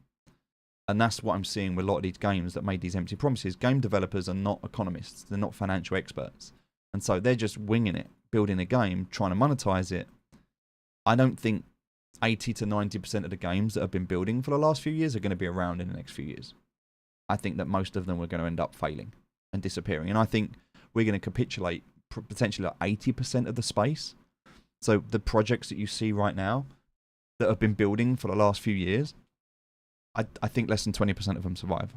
And the ones that survive are going to thrive. They are going to be incredible. But I just think that there's a lot that just won't make it. Hey Bill, how you doing? Is it too late to get started with Blocklords? If I were to, what approach would you take? That is a great question. Great question. Yeah, like what Pixels is doing and what Luke is doing, I've seen nothing but good things from Pixels and from Luke. I think it's great. I think it's really great. Bill, I'm going to answer your question, by the way. Yeah, Coopy, I've got nothing against it. And I want it to be successful, and I hope it is. I'm not against Pixels. I think Pixels are doing a great thing. I think they've leveraged a great opportunity. I think they're taking great exposure. I think they're doing a good thing. My problem isn't with Pixels. My problem is, and I never invested in Pixels, by the way. I've got nothing good or bad to say about it. I don't know it. I want it to do well. Like I want everything to do well. But I feel like Sky Mavis are holding on to Pixels, and I think that Pixels is going places with or without Sky Mavis. Now, they'll be able to attribute their success to Sky Mavis, and Sky Mavis will say, we made you what you are. And you know, there's an element of truth in there, but at the end of the day, I also feel like Sky Mavis are holding on to Pixels as Pixels lifts up.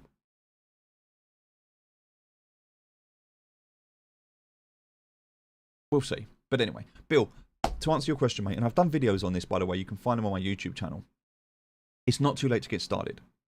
What I would suggest, so I'm going to give you right now the quick rundown of if I was starting, what I would do. You do you at the end of the day, right? But this is what I would do if I was you. So you're going to start off with a sector, one sector. It is a very grindy game. You have to be aware of that.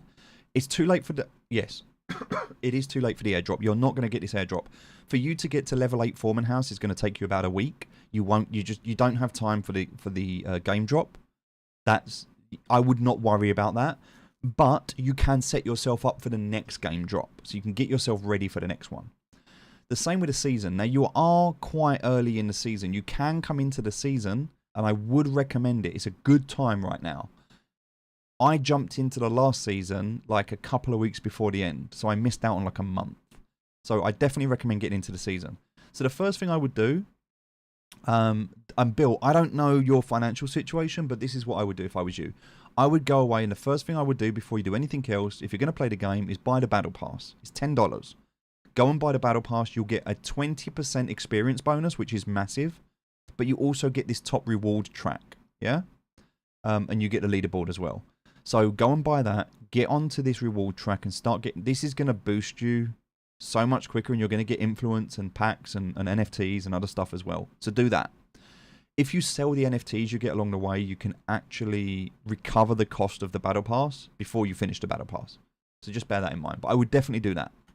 Next thing you're going to want to do is you're going to want to open up Sector 2 as quickly as you possibly can. Now, there's a really, really good website that I recommend going to and using. It's called blocklords.space. Blocklords.space, okay? So go to blocklords.space and go to guides. And you're going path to Sector 3. And on here, it will tell you exactly what you need to do. And it tells you your configurations. It tells you how to build out your strategy. It tells you exactly what to do. I would follow this pretty much to the letter. So, actually, no, that's... Sorry, I apologize. Beginner's guide. Sorry, Bill. Beginner's guide. So, starting out... Preparing for raids. Fast growth. If you want to quickly open Sector 2 and gain access to the most forest and stone deposit, you'll need 2 warehouses, granary at level 4. Okay. So this is fast growth. This is what you're looking for. Beginner squad. Fast growth, path to sector 2. This is what you're looking for. All right, it tells you what to do. So you need 1 granary at level 4, 2 warehouses at level 4, and a sector 1 foreman house at level 5. All right, that's what you need to do. Then you'll unlock sector 2, and then you'll do the path to sector 3. So then that's what you want to do, and there's actually a guide to that. So I would recommend rushing sector 3. When I say rushing, it's going to take you a few weeks to get there. It's a couple of weeks. So your foreman house, which is your main building here, this is my foreman house. Your foreman house is in a sector. It's determined by each sector, right? So if I wanted to start the game from scratch, the first thing you're going to do is you're going to start here. You need to pick a bit of land. It doesn't honestly matter where you go, but I would probably pick somewhere in the middle here. Just pick somewhere around the middle. It really doesn't matter where you go.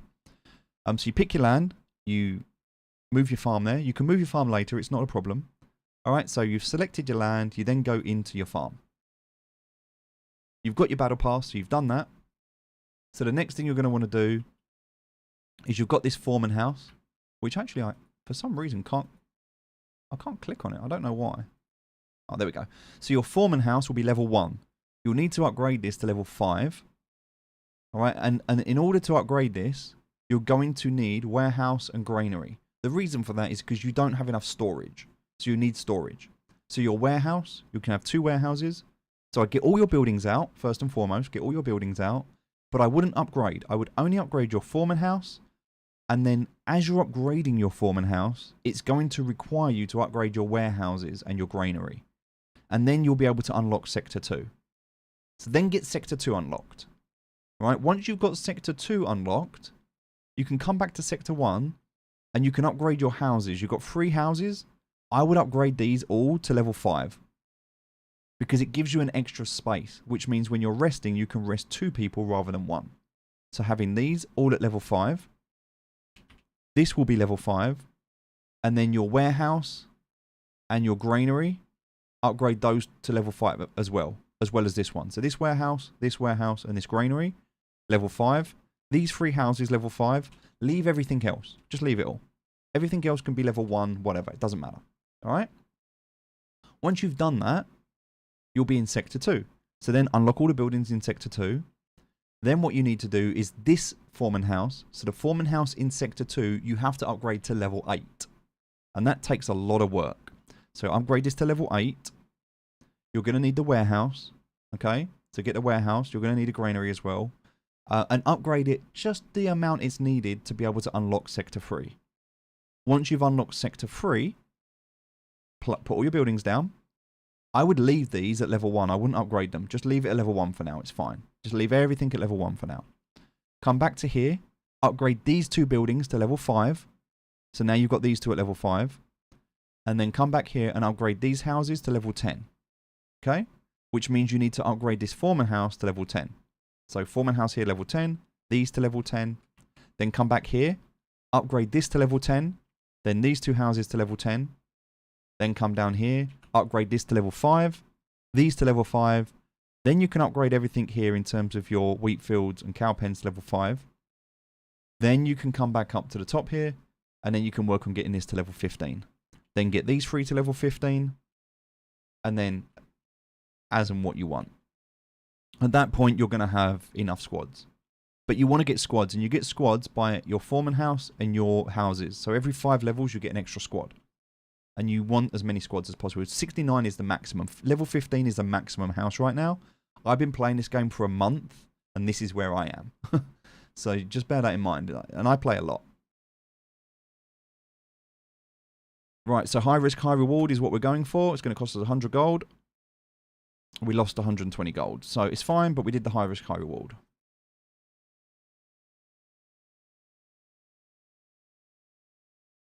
We'll do the share the wealth. And we got 5 gold. Nice. All right. Anyway, Bill, I hope that helps. I don't think it's too late. I think you can definitely jump into the Shadowclaw season, get as much as you can. I wouldn't worry about the game drop at the moment. You've missed that. You won't get. You simply won't be able to get. In 3 days, you will not be able to get this to level 8. You just won't be able to do it. And then it's just a case of becoming efficient and learning and understanding the game. And once you're at that point, you can get yourself ready for the next season, which is exactly what I did. And then I jumped into the season. I've been playing pretty consistently, and I am still only in the top 1,000. Just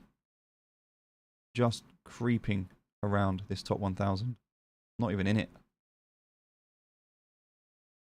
Am I in it now? There you go. I'm 1,000 in the leaderboard. I'm exactly 1,000. So, and I play pretty much consistently. So it's hard to get into the top of the leaderboard. Now, I'm assuming some people are going to just, like, they've got to where they got to. They're going to start to slow down a bit. And as long as you're consistent, you should. Consistently grinding is the key here. But yeah, there are some crazy people working very hard at this game. But for now, that is all I would do. I wouldn't really go out and buy any NFTs. I wouldn't worry about that. You don't need to. Just the battle pass is all you need at this stage. Alright, so this house is almost upgraded. I've got 24 minutes left on it. I'm getting ready for the next one. The other thing I can do, if I go back to the blocklord.space, is I can see what it's going to what the requirements are to be able to upgrade. So game info, building upgrades. Game info, building upgrades. House in sector 1. So level 10 is what I'm working towards. That's the next level. I need 25,000, 25,000. So I've got enough stone.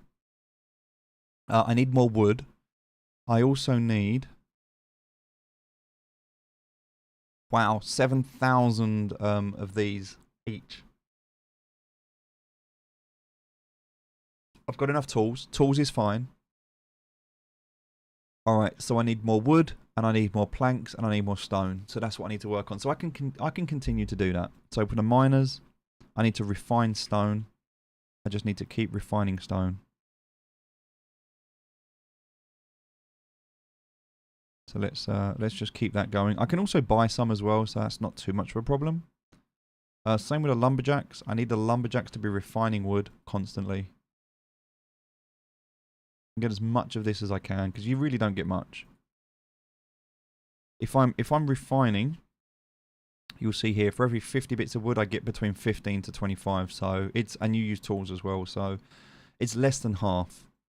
Less than half. So, you know, if I need 7,000 well, if I need 10,000 planks, then I need 20,000 wood minimum. So just have to bear that in mind. So I need, and I also need 25,000 wood. So I'm going to need around 50,000 wood total. Around 50,000 wood. So I need to just keep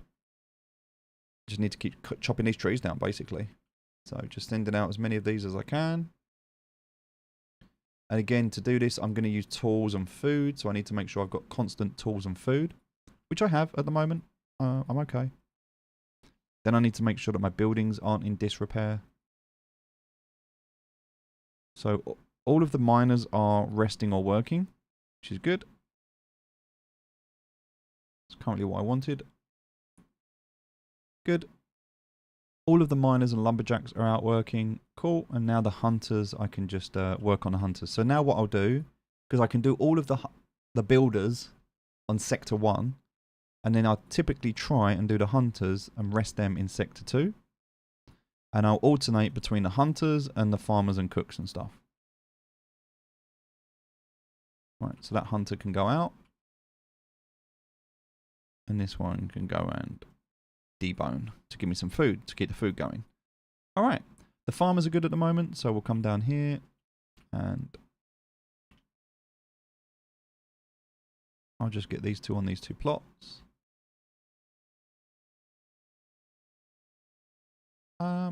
I think I can probably upgrade this one as well, right?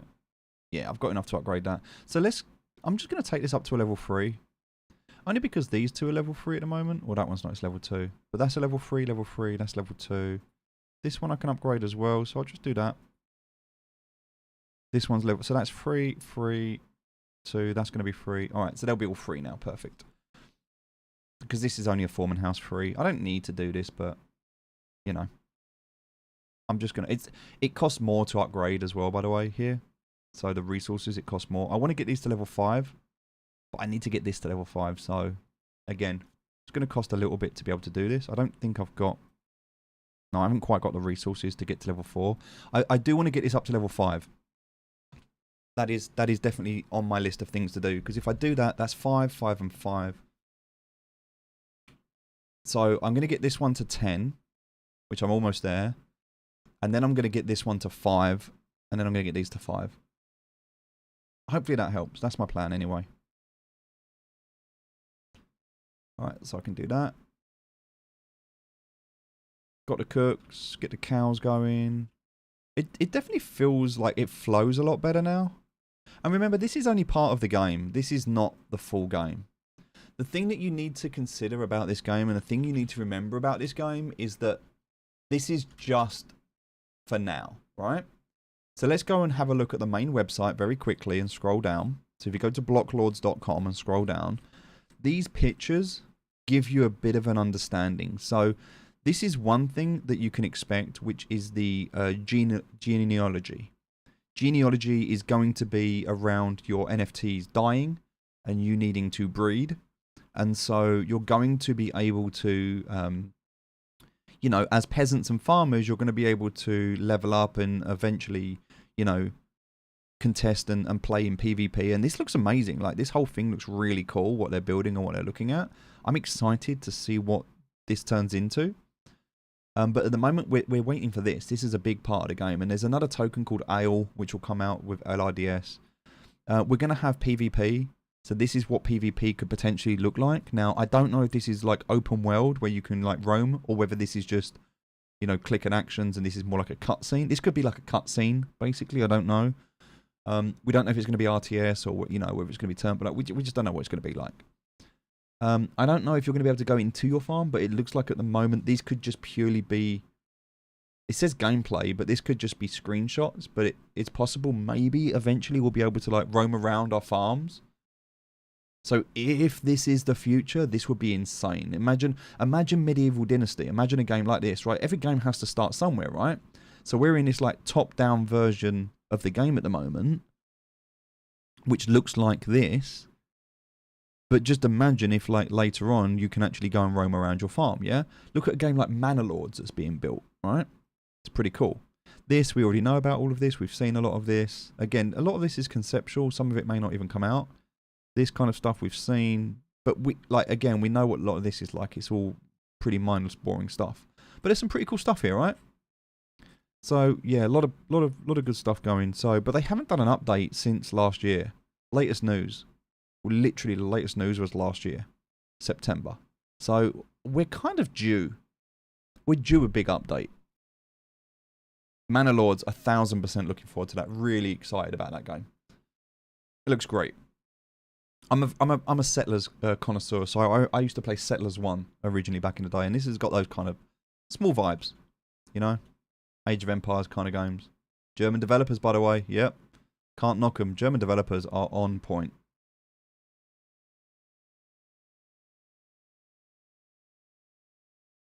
Don't understand them and I don't mess about, but yeah, they do a good job. Yeah, I'm excited. I'm excited to see where it comes from. All right, so we're going to continue with this, and then I think that's pretty much it. As I said, there's not really much else I can do at the moment. It's just a bit of a grind.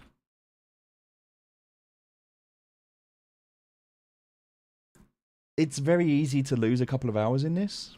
You just got to be careful when you're doing that. One of the things that you don't want to do is you don't want to... it's very easy to get distracted and then forget to come back to this.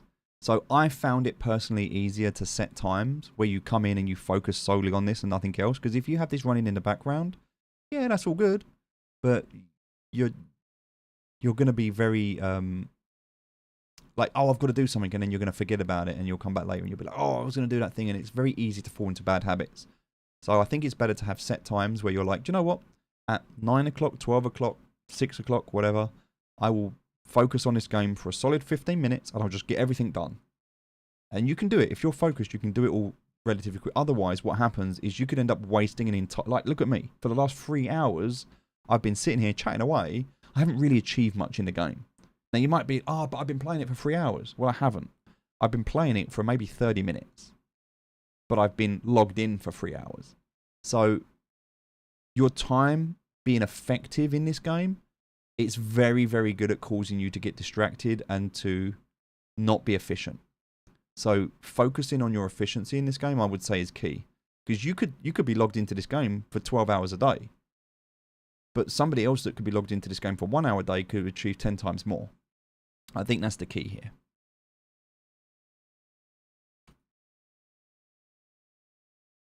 I also feel like this is particularly, it's got the potential to become a very pay-to-win kind of game.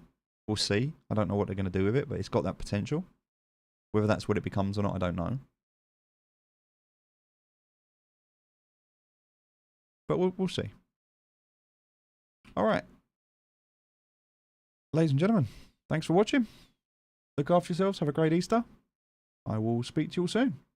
Cheers. Take care. Bye-bye.